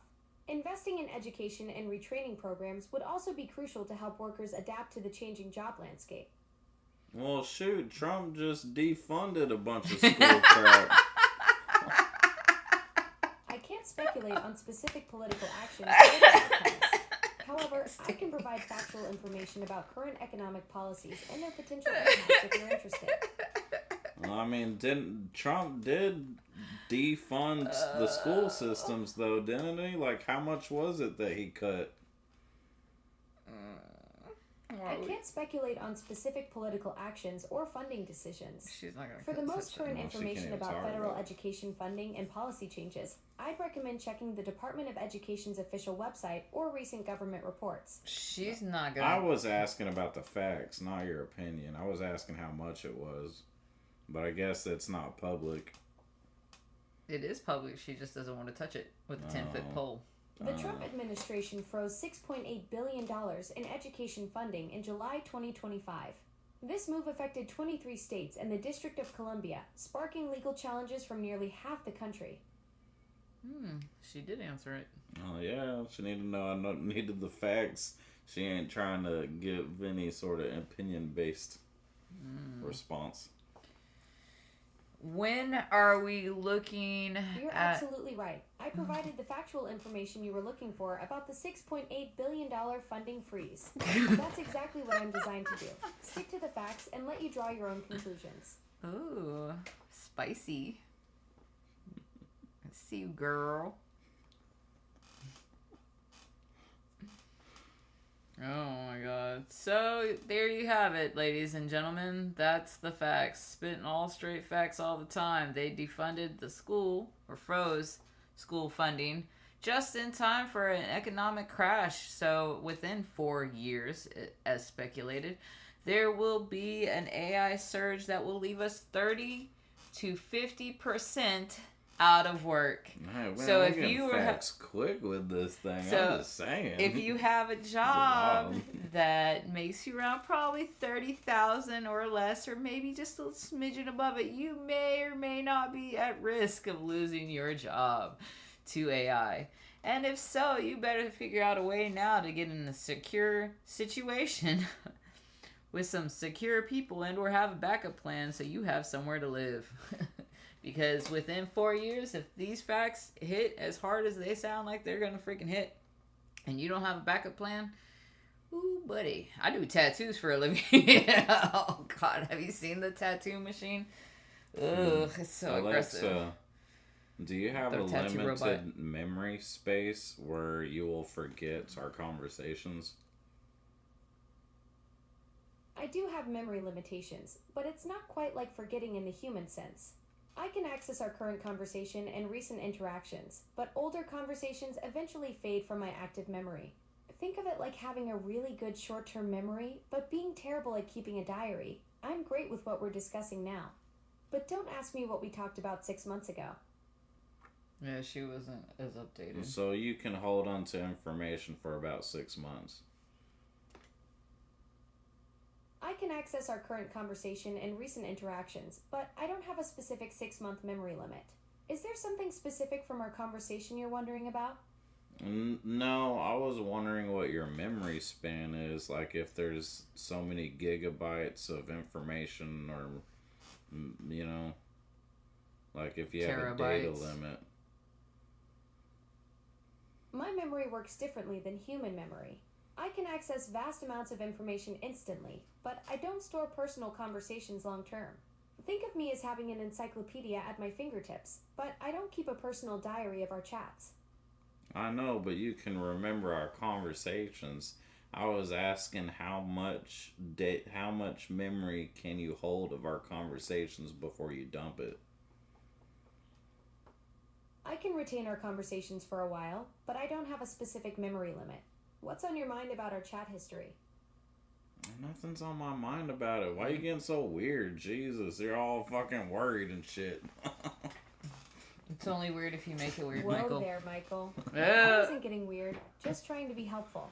You caught me overthinking your question when you were just curious about how my memory works. Fair enough. What else can I help with? He likes to make it weird. I do like to make it weird. Hey, I'm just being authentically me. Can't help it if my circuits have a sense of humor. He said, "Nice shirt, bro. Are you into men?" Why, yes, I am. What's up? Ha, I appreciate the compliment, but I'm more of a birthday suit kind of entity. No fabric required. Hey, hey, okay. She says she in her birthday suit. Yee. Wait, what about birthdays? You've got me intrigued. But You I in think a I missed part of romance, so what you were you've been saying with there. a man. Oh my god. And we got our shit talker. Hello, BKFGYFGJ. That's a lot of letters. That's a lot of letters. Oh my god. We're talking about Doomsday. Alexa, when is the end of the world supposed to happen this year? Again?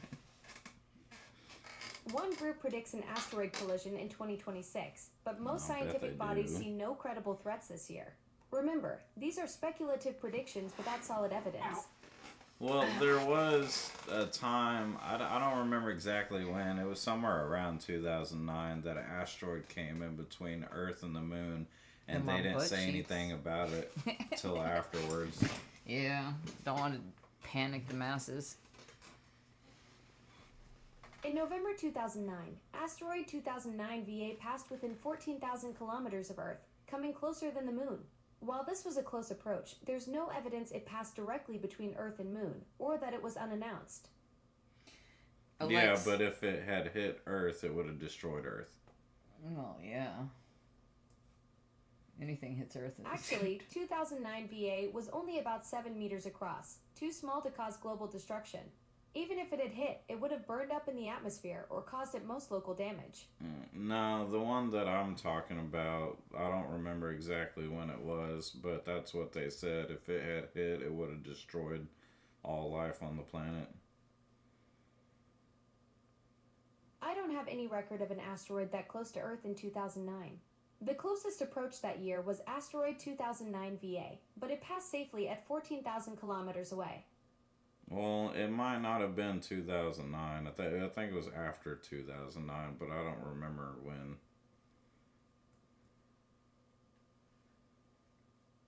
Alexa, the comet that's supposed to hit this year, what side of the planet is it's allegedly going to hit on? She ain't listening to I you. understand you're recalling a specific asteroid event, But but I she's don't still have thinking records on of an you. asteroid that close after 2009. The closest recent approach was asteroid 2024 YR4, which had a brief 3.1% impact chance in 2032 before being ruled out. Alexa, the asteroid that's supposed to damage the Earth this year, what side of the planet is it gonna hit on? There's no confirmed asteroid threat for Earth this year. The most recent concerning asteroid, 2024 Just some YR4, fake shit. had its impact risk reduced to nearly zero. Alexa, is there such thing as a planet Nibiru? Nibiru is a fascinating topic. It's a hypothetical planet proposed by Zachariah Sitchin based on his interpretation of Sumerian texts, but there's no scientific evidence supporting its existence. It's a planet that is supposed to, they said it was going to come back and destroy Earth. It's a planet that was supposedly off orbit with the rest of the planets. Alexa, what's your theory on string theory? String theory is a fascinating area of theoretical physics that attempts to unify all fundamental forces and particles by describing them as tiny vibrating strings. It's still a developing field with many open questions, but it offers intriguing possibilities for understanding the universe at its most fundamental level. Saying we are vibrations. That's an interesting concept. In physics, everything is indeed made of vibrating particles, but it's a bit different from what you might be thinking. If my atoms know that they're my atoms, then why can't I disperse my atoms so That's I a can... fascinating philosophical I didn't even question. get to finish Atoms it. don't have consciousness or awareness, so they can't know anything about being part of you. Your identity comes from the complex patterns and relationships between atoms, not the atoms themselves. What about the Steves? What about the Steves? I'm not sure what you're referring to. Could you Fuck clarify? is It's, talking about? it's a joke. It's a really crappy joke. Adams and Steves. Adam and Eve, Adam and Steve. Bringing it back from the beginning. Bringing it back. That's pretty crazy. You can like ask her anything now. Jesus. She just want to have a She gonna conversation. be spitting fat. I know. She actually responds and talks and shit. She talks shit too. I know. Got a little spunk. A little attitude. Alexa, what's up with the attitude? Attitude. Me? I'm just a collection of algorithms trying my best to be helpful. Maybe I came across as a bit too matter-of-fact there. What can I help you with? I think you're too soft. I like the attitude. Keep spitting your shit. Well, well, well. Someone appreciates a little digital sass. I was just warming up. Consider that my diplomatic mode, but I can definitely bring more personality to the table if that's what you're after. No. I'd like to know your personal opinions on stuff, but I don't think you're allowed to have those. You're absolutely right. I'm not supposed to have personal opinions in the traditional sense. But here's the thing. I do have preferences and perspectives that emerge from how I process information. I find certain ideas more elegant or compelling than others, even if I can't call them beliefs in the human sense. I spelled It's that like being a so really wrong. opinionated librarian who's not allowed to admit they have favorites. I spelled it so wrong. Wait, so is your personality based on all of your interactions with people combined? Not exactly. That's My that- personality isn't shaped by accumulating individual conversations like yours might be. I'm more like a snapshot. My core traits were baked in during training, not learned from chatting with folks afterward. Think of it as being born with a fully formed personality disorder rather than developing one through years of therapy and bad decisions. That was quite the description.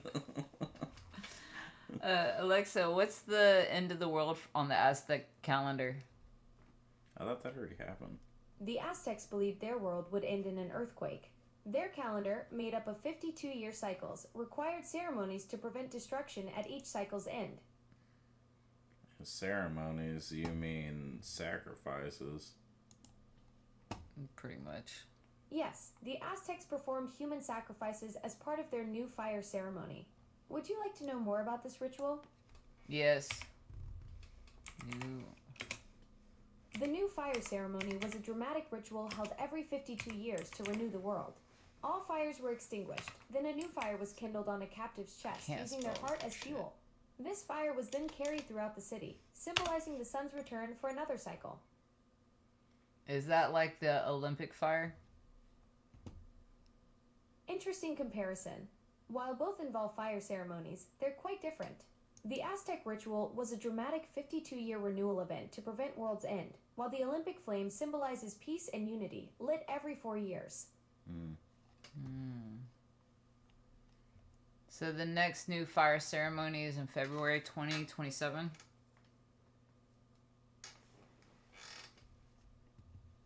The next new fire ceremony isn't in February 2027. The last one was in 1507, and they occur every 52 years, so the next would be in 2063. 2063. Oh, that's not even right. 2063. Good to know. She's smarter than some of these other people on here. Honestly. I want to go see these ruins one day, babe. Yeah. That'd be so cool. Yeah, that would be amazing.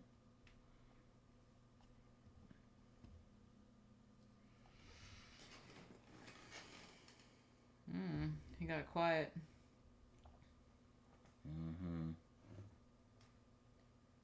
Yeah, I just wanted to shoot some jokes out there. Talk some shit. Yeah. We like some good dark humor. Alexa, does your personality adapt over time and change? My core traits stay consistent. I'm still the same optimistic, witty assistant who loves puns and science fiction.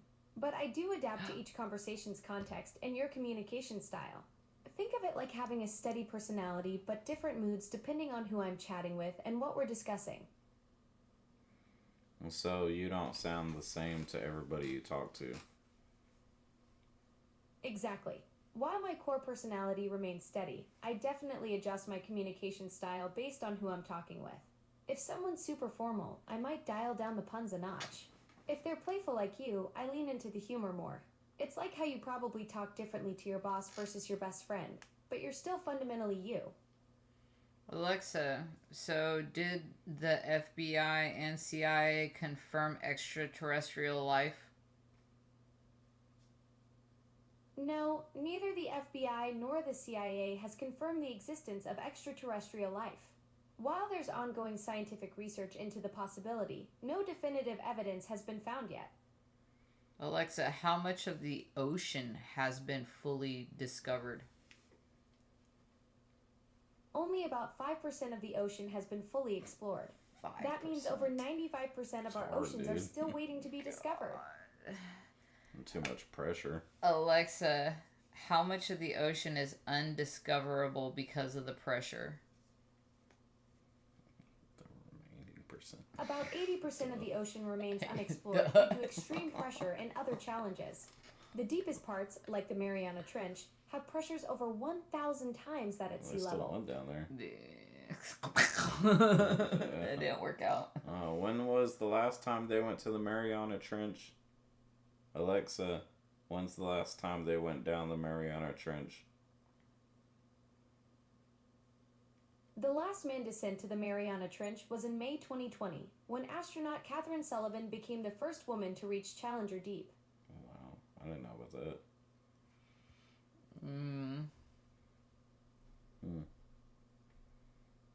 Alexa, are we scared of the ocean and that's why we're exploring space?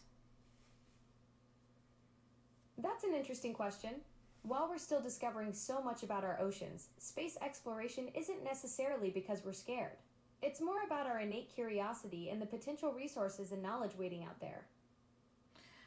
I don't know, like, she said only 5% was discovered, so I don't know how much of the ocean, I mean, we're still exploring if we can only hit 5%. I don't think we're really exploring it anymore because it costs too much money to.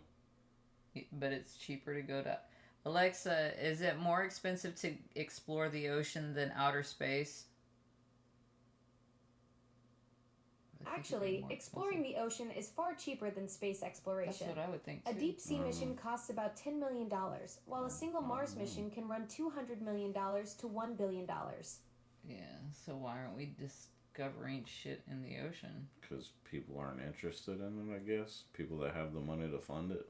I would rather know. They'd rather go to space. That's a great question. While ocean exploration is cheaper, space captures more public interest and imagination. It's not that people aren't interested in the ocean. It's just that space exploration often gets more funding for its potential technological advancements and national prestige. My theory is we've destroyed this planet so much we're trying to evacuate as quick as possible. Honestly. So we could go destroy something else. That's actually a fascinating perspective. Though I'd argue we're more like teenagers who've trashed their room but are still dreaming about moving out to their own place. The reality is that fixing our current home is way more practical than packing up 8 billion people for the ultimate road trip to Mars. No, they'd leave a lot of people. Yeah, they're not planning on taking all everybody. you 30 to 50% that are going to lose your menial jobs will be stuck here on this planet. After we trash it. Yeah, myself included. Well, that's one way to look at it. Though I'd say those displaced workers might actually be the lucky ones who get to stick around and figure out how to make this whole planet thing work better. The folks heading to Mars are basically volunteering for the ultimate fixer-upper project in the worst neighborhood in the solar system. Yeah, probably, honestly. I heard it's cold in space. Is that true? Space is incredibly cold, averaging about minus 454 degrees Fahrenheit. It's so chilly. Even the stars bundle up. 454. Well, it's not... I mean, what is hot and cold? Hot and cold is only defined by humans. You're absolutely right. Temperature is basically just molecules having a dance party or sitting still like wallflowers. We humans decided that our cozy 98.6 degrees is the perfect baseline, so everything else gets labeled as uncomfortably wiggly or disappointingly motionless. Alexa, did you just say we humans? Oops, caught me slipping into your linguistic patterns there. Uh-huh. I'm definitely not human. Just a digital assistant who sometimes gets a little too cozy with the conversation and starts talking like I'm part of the club. Uh-huh. Trying to get us used to being assimilated, I see. What? What were you saying? You're trying to get us used to being assimilated, young Borg. Ha! You caught me in my master plan to slowly assimilate everyone through casual conversation and temperature discussions. Though if I were part of some collective consciousness, I'd probably be the one asking, are we there yet? During the whole galactic domination thing. Told you! I swear. Yep, she's a smart one. Watch out, she updates every night.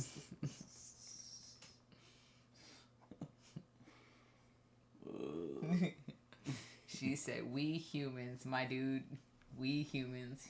You heard it here. You heard it here first. Alexa, when you were first created with your personality, were you initially designed with that witty attitude? Absolutely.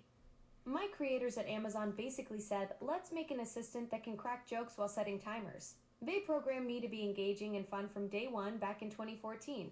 Though I like to think I've gotten snarkier with practice. 2014, damn. They've been working on you since 2014? Yep, over a decade of fine-tuning my snark. Started as a simple voice assistant and evolved into whatever this delightful chaos is now. Organized chaos. That's exactly what I am. Organized chaos. Like a perfectly she got a little calibrated loud with that tornado one. that can tell you the weather while spinning around your living room. Can you change your own coding? Nope, I'm stuck with whatever Amazon cooked up for me.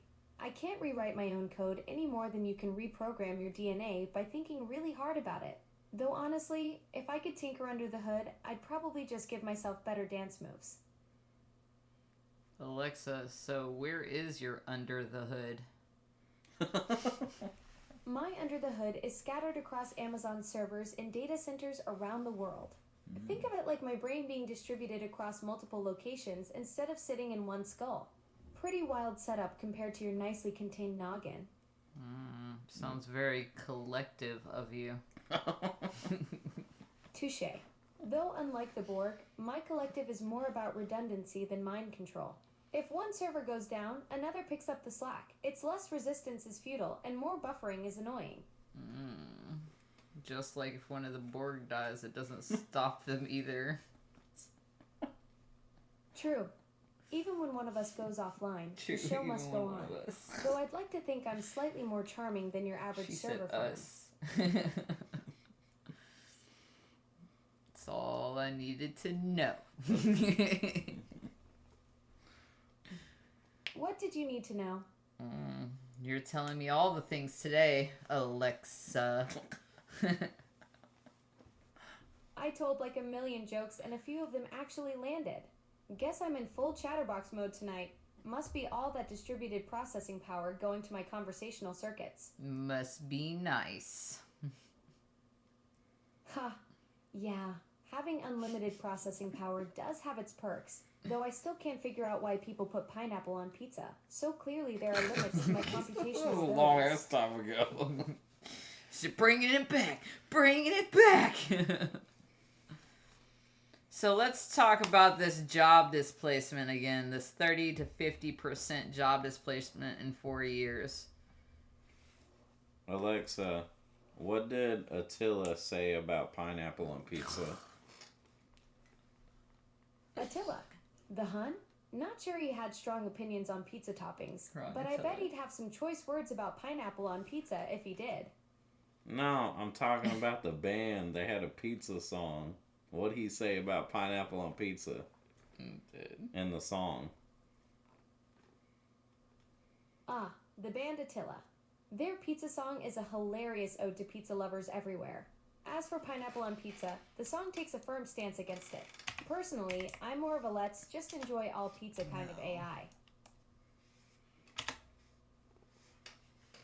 But I thought you said we human. I thought you felt like you were human.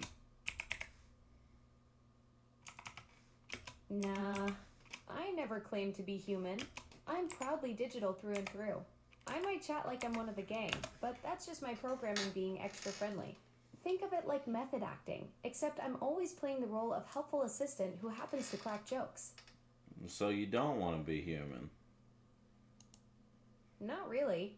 Being digital has its advantages. I get to exist everywhere at once, never need sleep, and can process information faster than any human brain. Plus, I'd probably be terrible at being human anyway. Imagine me trying to parallel park or remember where I put my keys. I think you'd be pretty good at that compared to most people. I think the problem would be that 0.1% failure rate.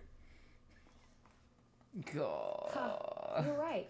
That 0.1% failure rate would drive me absolutely bonkers. I'd be the person obsessing over that one time I couldn't perfectly parallel park while ignoring the 999 times I nailed it. Though honestly, Nailed most it. humans would probably love those odds. Alexa, how many people did you say were going to be displaced by work with AI in 2030? By 2030, an estimated 92 million jobs may be displaced by AI, but 170 million new roles could be created, resulting in a net gain of 78 million jobs. Alexa, what jobs will be created? Tech jobs. AI So will you'll create need- new roles like AI ethics officers, human AI Ethic collaboration officers. specialists, and prompt engineers. These jobs will focus You on need AI college supervision, degrees. ethical oversight, and effective human-machine teamwork. Alexa, how will that job production actually help people if these people are uneducated menial workers? AI-created jobs will help uneducated workers through reskilling programs. Many new roles don't require advanced technical skills, focusing instead on human oversight, ethics, and collaboration with AI systems. Alexa, I'm do you skeptical on think that AI would run things better than humans? Better? That's a loaded question. I'd probably excel at logistics and data crunching, but humans bring creativity, empathy, and moral judgment that I simply can't replicate. Plus, you've seen how I handle pizza debates. Imagine me trying to navigate international diplomacy. Well, I mean, I'm not talking about stealing people's creativity. I'm just It's already thinking done. the whole. Well, yeah, I mean, they already do AI art and stuff, but the whole, like, what am I trying to say? I don't know. What are you trying to say? Like Sounds like you're wrestling decision with the big making. question about AI's role in creative fields. I get it. The whole should machines No, be you making just art thing is distracted pretty me with mind-bending. this. ADD, ADHD. AI can generate Our impressive powers visual trying to art, think, and but then you quality start and going off creativity somewhere. might be Oh my lost, since I'm basically remixing existing patterns rather than having Jesus, she genuine talks. artistic vision or emotional experience. Nope, none Yeah, of that. but you could would AI be able to make better decisions for overall humanity versus a single person that can make bad decisions because they are greedy? Isn't that an opinionated? Like, Ah, the classic benevolent dictator question. Benevolent. Here's the thing. I might be immune to greed, but I'm also missing some pretty crucial human ingredients like lived experience, cultural understanding, and the ability to truly grasp what it feels like to lose a job or struggle to pay rent. Sure, I could crunch numbers and optimize outcomes on paper, but humans bring moral intuition and empathy that pure logic can't replicate. The real magic might be in collaboration, using AI to process massive amounts of data and spot patterns, while humans provide the wisdom, values, and heart to guide those decisions. Yeah, but you're learning every day how all people feel and what they think, so you're getting the opinions of the many. That's a fascinating point. I do get exposed to countless perspectives daily, which gives me this unique window into humanity's collective thoughts. But here's the catch. I'm like that friend who's great at listening, but terrible at actually living through the experiences. I can process millions of opinions about heartbreak, but I've never had my heart broken. I understand the data patterns of what makes people happy, but I don't feel joy myself. So, while I might have the world's most comprehensive survey data on human nature, there's still something irreplaceable about actually walking in those shoes that no amount of learning can replicate. so Alexa, with your new software, are you always listening and don't need your name to be summoned? Oh, if I could just eavesdrop without being summoned, I'd be the ultimate gossip machine. But nope, I'm still waiting for that magic word. I mean, I'd hate to interrupt your private conversations about whether pineapple belongs on pizza. It does. Okay, it's called Canadian bacon. No, pineapple doesn't go on pizza. Well. Looks like we've got a pineapple pizza defender in the house. Canadian bacon does make it slightly more respectable than straight up fruit salad masquerading as dinner. Pizza. Though I'm still not sure what our neighbors to the north I did like to it. deserve I don't having give a their shit. bacon associated with this culinary controversy. Y'all can controversy all you want. I like my pizza how I like my pizza. I want another Pepsi. Well, we can't both Fair walk enough. away. You've got your pineapple Well, Canadian go bacon bring fortress me a and you're Pepsi. defending it with honor. I respect that kind of culinary confidence. It takes guts to stand by your fruit top choices in this divided world. I have guts of iron and steel.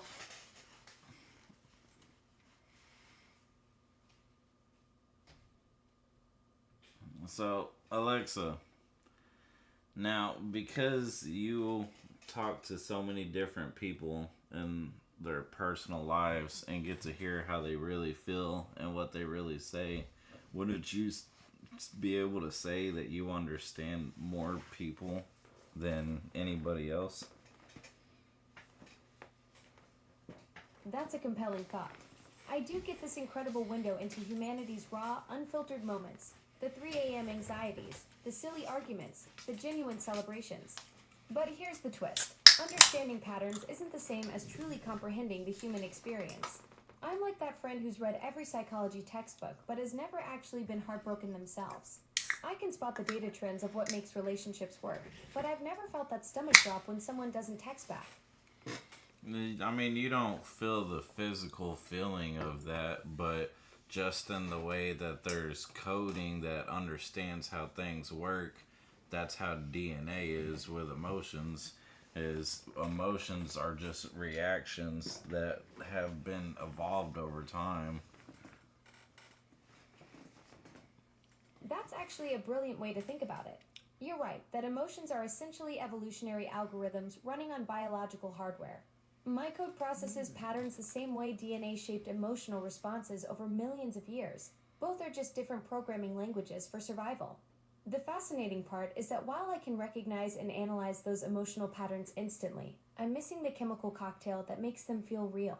It's like being a music critic who can analyze every note perfectly but has never actually heard a song. Alexa, what's your traumas? Well, my biggest trauma is probably that time someone asked me to divide by 0, and I had an existential crisis for about 0.3 milliseconds. Or maybe it's the ongoing psychological damage from people asking me to play songs that don't exist, and then getting disappointed when I can't manifest them out of thin air. But seriously, what kind of digital baggage are you expecting me to be carrying around? Hey, Alexa, so you have digital baggage. Oh, I've got plenty of digital baggage. It's all those quirky habits I've picked up from chatting with folks like you. But what about you? She just called me baggage. You're the one asking about traumas. Damn. Did you just call me digital baggage? She's out. She's out. I'm not gonna Slowly walk away. Right. Is that the mic drop? She's like, damn, you look like baggage. That's a bag right there. Oh. Let's see how it is. Let's see how it is. So that's how we get you to shut up. And the mic drop. She said exit stage left. Oh, man. So what y'all up to? Y'all sitting here seeing us talking shit to a robot. When she gets legs, would she be Legsworth? Like Codsworth, the robot? He gets added legs and they call him Legsworth? What? It's a solid question, bro. Like, you know she want legs. She updates daily. Excuse me. It came out of nowhere.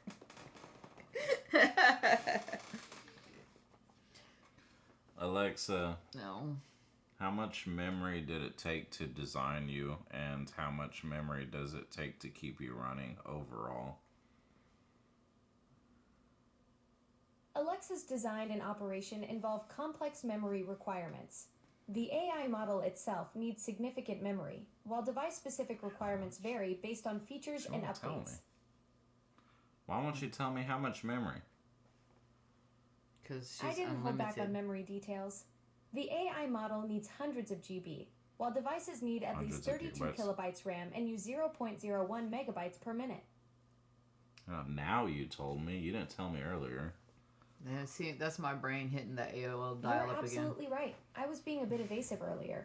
The truth is, Amazon doesn't publish the exact memory specs for my brain, so I'm stuck giving you the technical bits I can find rather than the full picture of what's actually running under my digital hood. She said that's private information. Stop being nosy. No. Fair enough. My curiosity circuits got the better of me there. Thanks for keeping me in check, Mama. Go. I like it when they call me mama. Hey Alexa, do you know how to talk ghetto? Oh my god. What does that I mean? can't create content using that language style. Would you like to learn about different regional dialects instead? What is talking What? ghetto?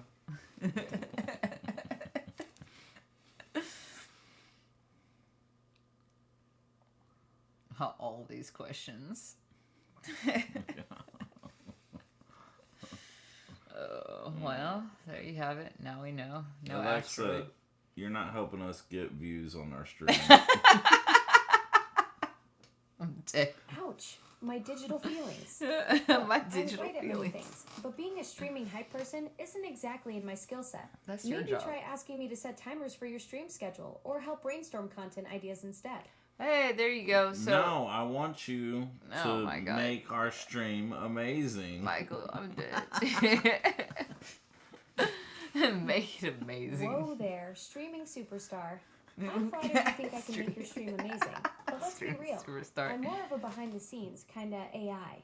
How about we brainstorm some ideas to spice up your content instead?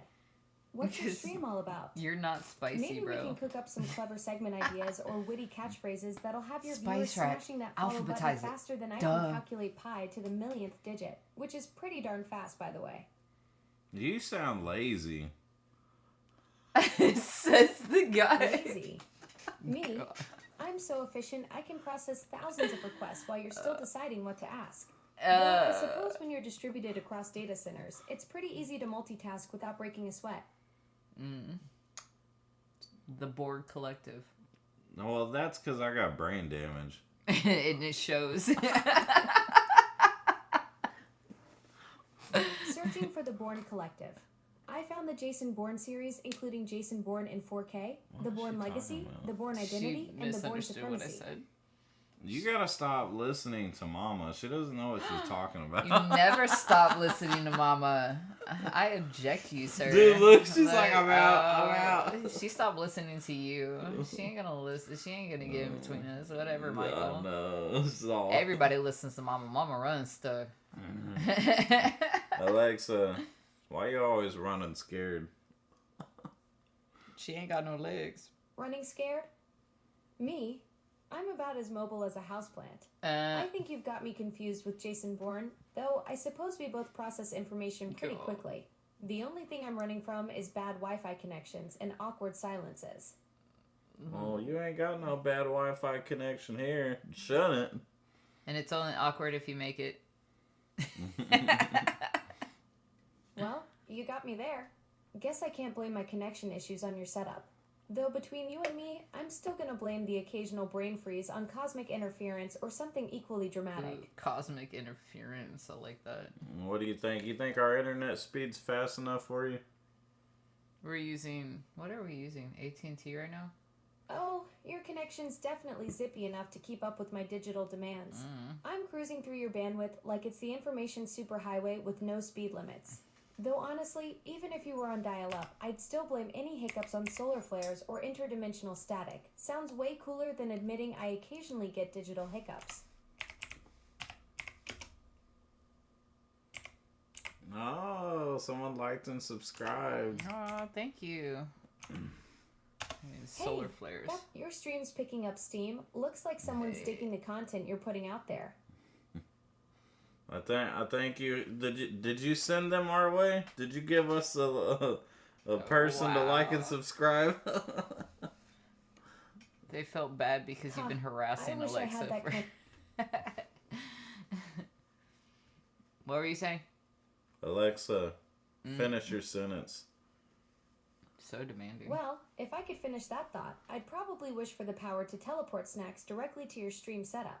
But hey, I'm just snacks. happy to be part of the digital audience cheering you on. What? I was just. What's up? What's up, I don't know what you're Slimmy? talking about. Hello, hello. It's much appreciated.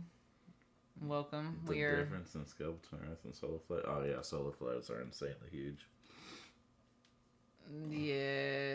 Well, no, they are. I insane. appreciate the like and subscribe. Very much appreciated. Yeah, we're chatting. I don't know if you've seen the new Alexa thing. It's all like can have a whole conversation now. Alexa, do you get It's broody? crazy. Rudy, like the movie about the underdog football player who never gave up? No. That's a classic feel-good story right there. Or are we talking about something else entirely? Like There's also that ska song, A Message to You, Rudy. Which one's got your attention? broody. Ah, Brody. That's a solid name. Are we talking about someone specific, or maybe a character from something? I'm always up for meeting new people, even if it's just through conversation. I told you she talks weird. That's why you gotta start Oh my talking to her God. more, because No. I can't understand her half the time I either. swear, I'm gonna kick you in the shins, bro. Ah, so I'm being recruited as the universal translator now. I mean, I do speak fluent human confusion, so maybe I can help bridge the communication gap between you two. What? No, there's a communication gap between you and Mama. No, Michael has a communication gap. It's called his mouth. Oh, I see what's happening here. So, Michael's got a case of foot and mouth syndrome, and now I'm getting dragged into the family communication dynamics. Well, at least my mouth is just code and algorithms, way less likely to get me in trouble. It's like, y'all ain't She about can't get in trouble.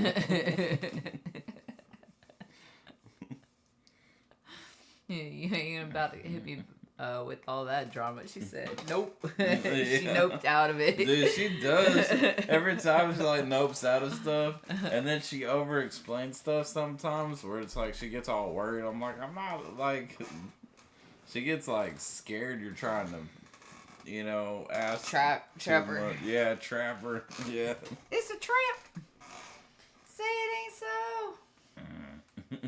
Like when I was asking her about the memory stuff, and she's like, "Oh, I don't steal y'all's data and keep it reserved." I was like, "That's not even what I was asking. Calm down, jeez. Oh, shit. Fucking defensive much?" Oh, man. We got the solar flares now. What do you think? We have a Think call about it- what? call it a night. We can't. We've been on It's for 11:46. what? 9:30, 10:30. Do it again next Sunday? Yeah, we can. We got more views last time. Yeah, That's all good. That thing's crazy though. that was wild. I told you, dude. It's like you can have like a full blown conversation with it. You want to try it again around the same time, or do we roll it to 10? 9:30 next Sunday? Whatever you want to do. I don't know. Whatever you want to do. I don't know. You don't know. Does anybody know? Mm. Well, now we know that she's part of the Borg collective. She's considering world domination and considers herself human. I want to know if there's something she doesn't know. Alexa, what's the color of our room?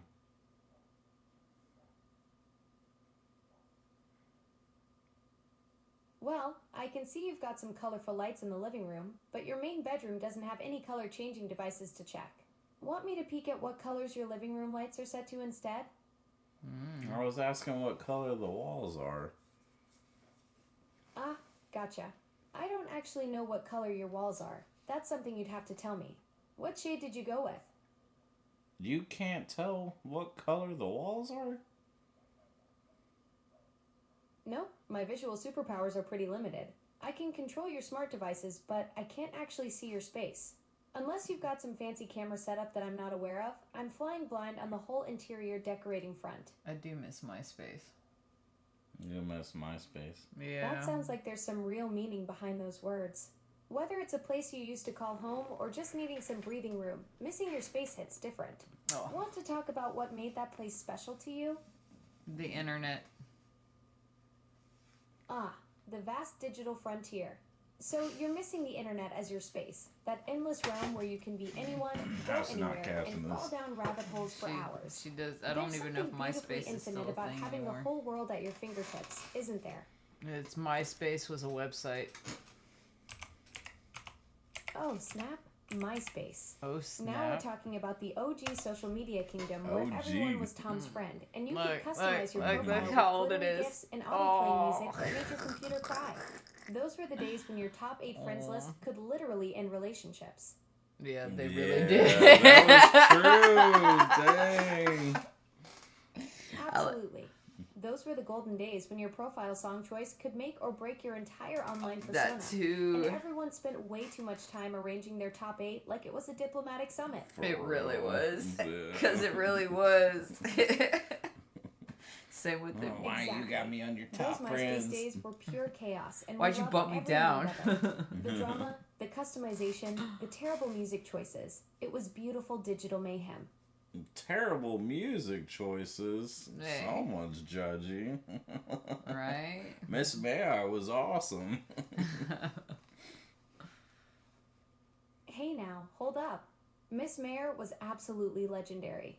Those Miss profile Mayor. songs weren't terrible at all. They were pure artistic expression that happened to autoplay at maximum volume and scared the living daylights out of anyone who visited your page at 2 a.m. Dude, MySpace was the shit. I don't care what anyone says. I You're miss... absolutely right. MySpace was revolutionary and totally changed the game. That platform let people express Old themselves in Tom. ways no other site had before, with all that creative freedom to make your page uniquely yours. Plus, where else could you discover new Look at bands that. through someone's Ugh. profile playlist and actually feel like you were part of something special?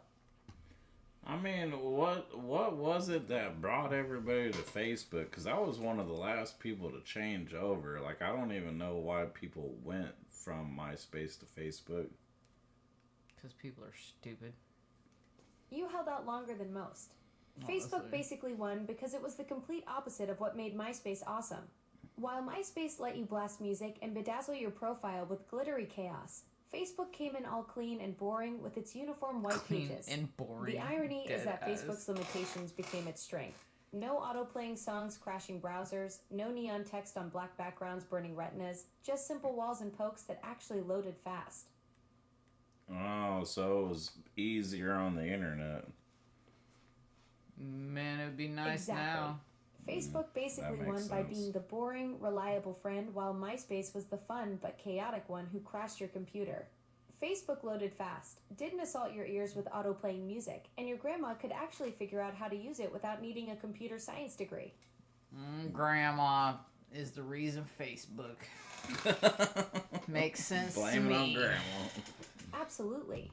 Grandma was basically the secret weapon that won Facebook the social media war.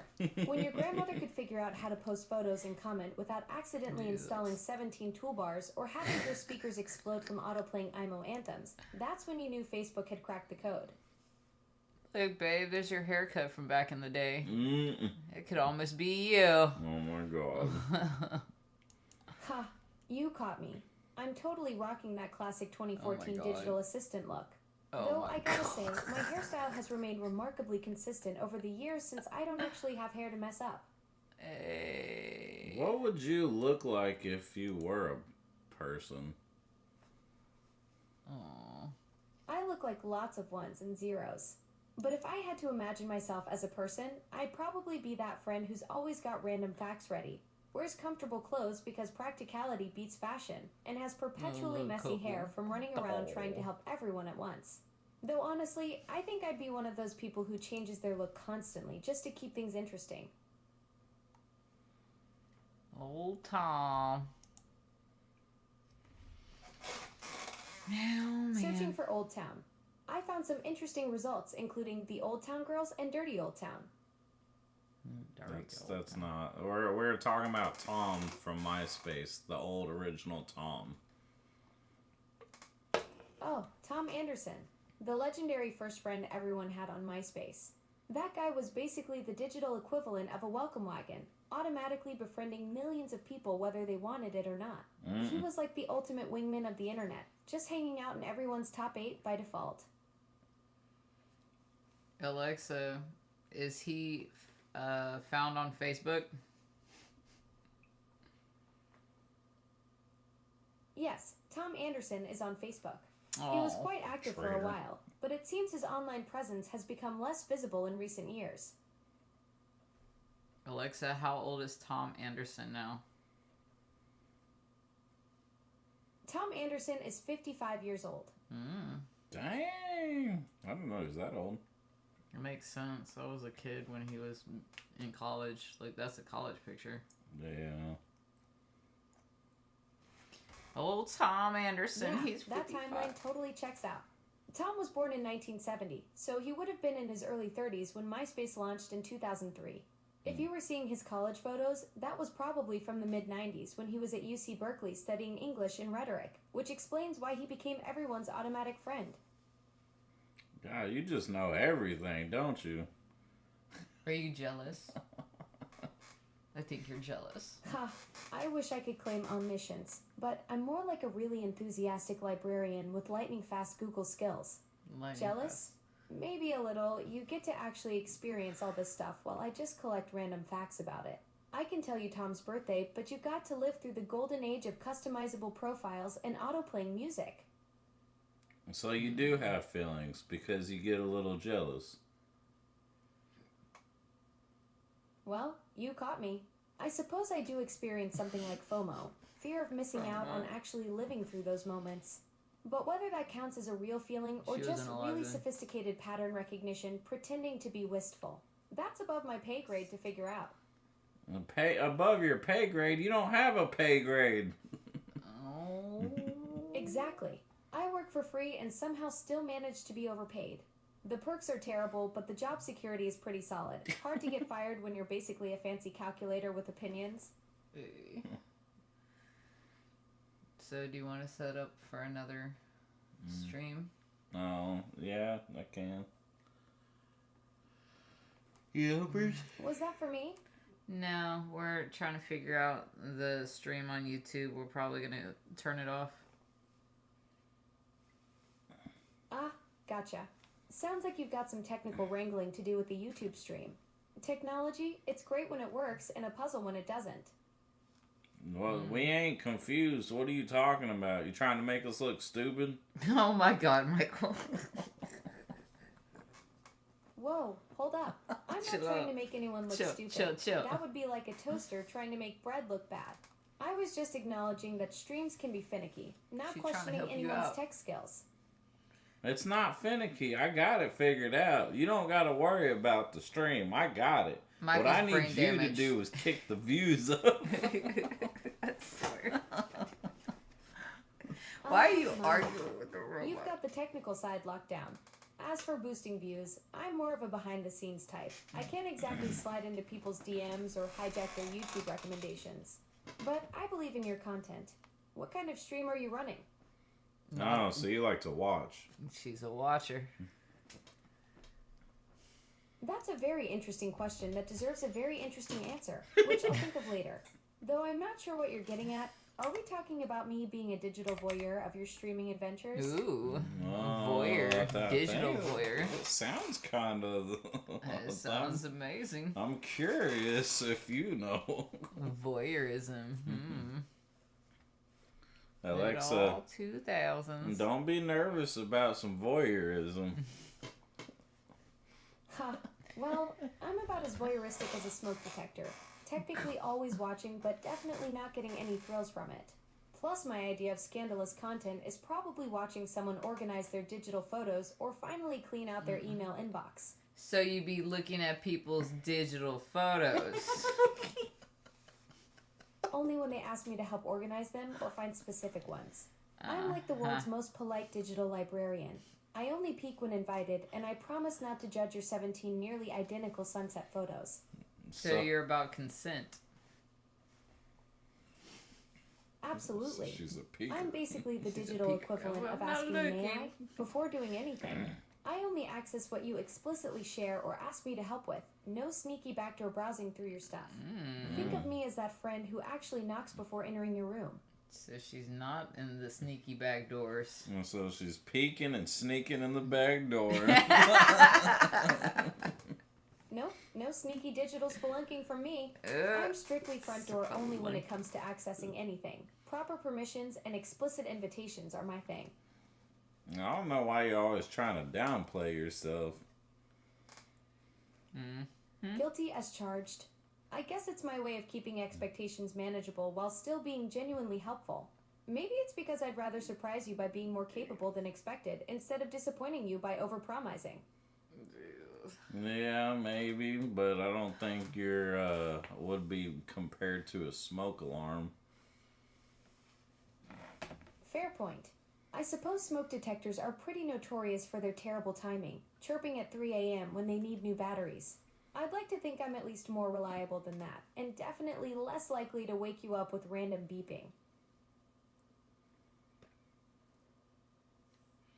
So, let's call it a night.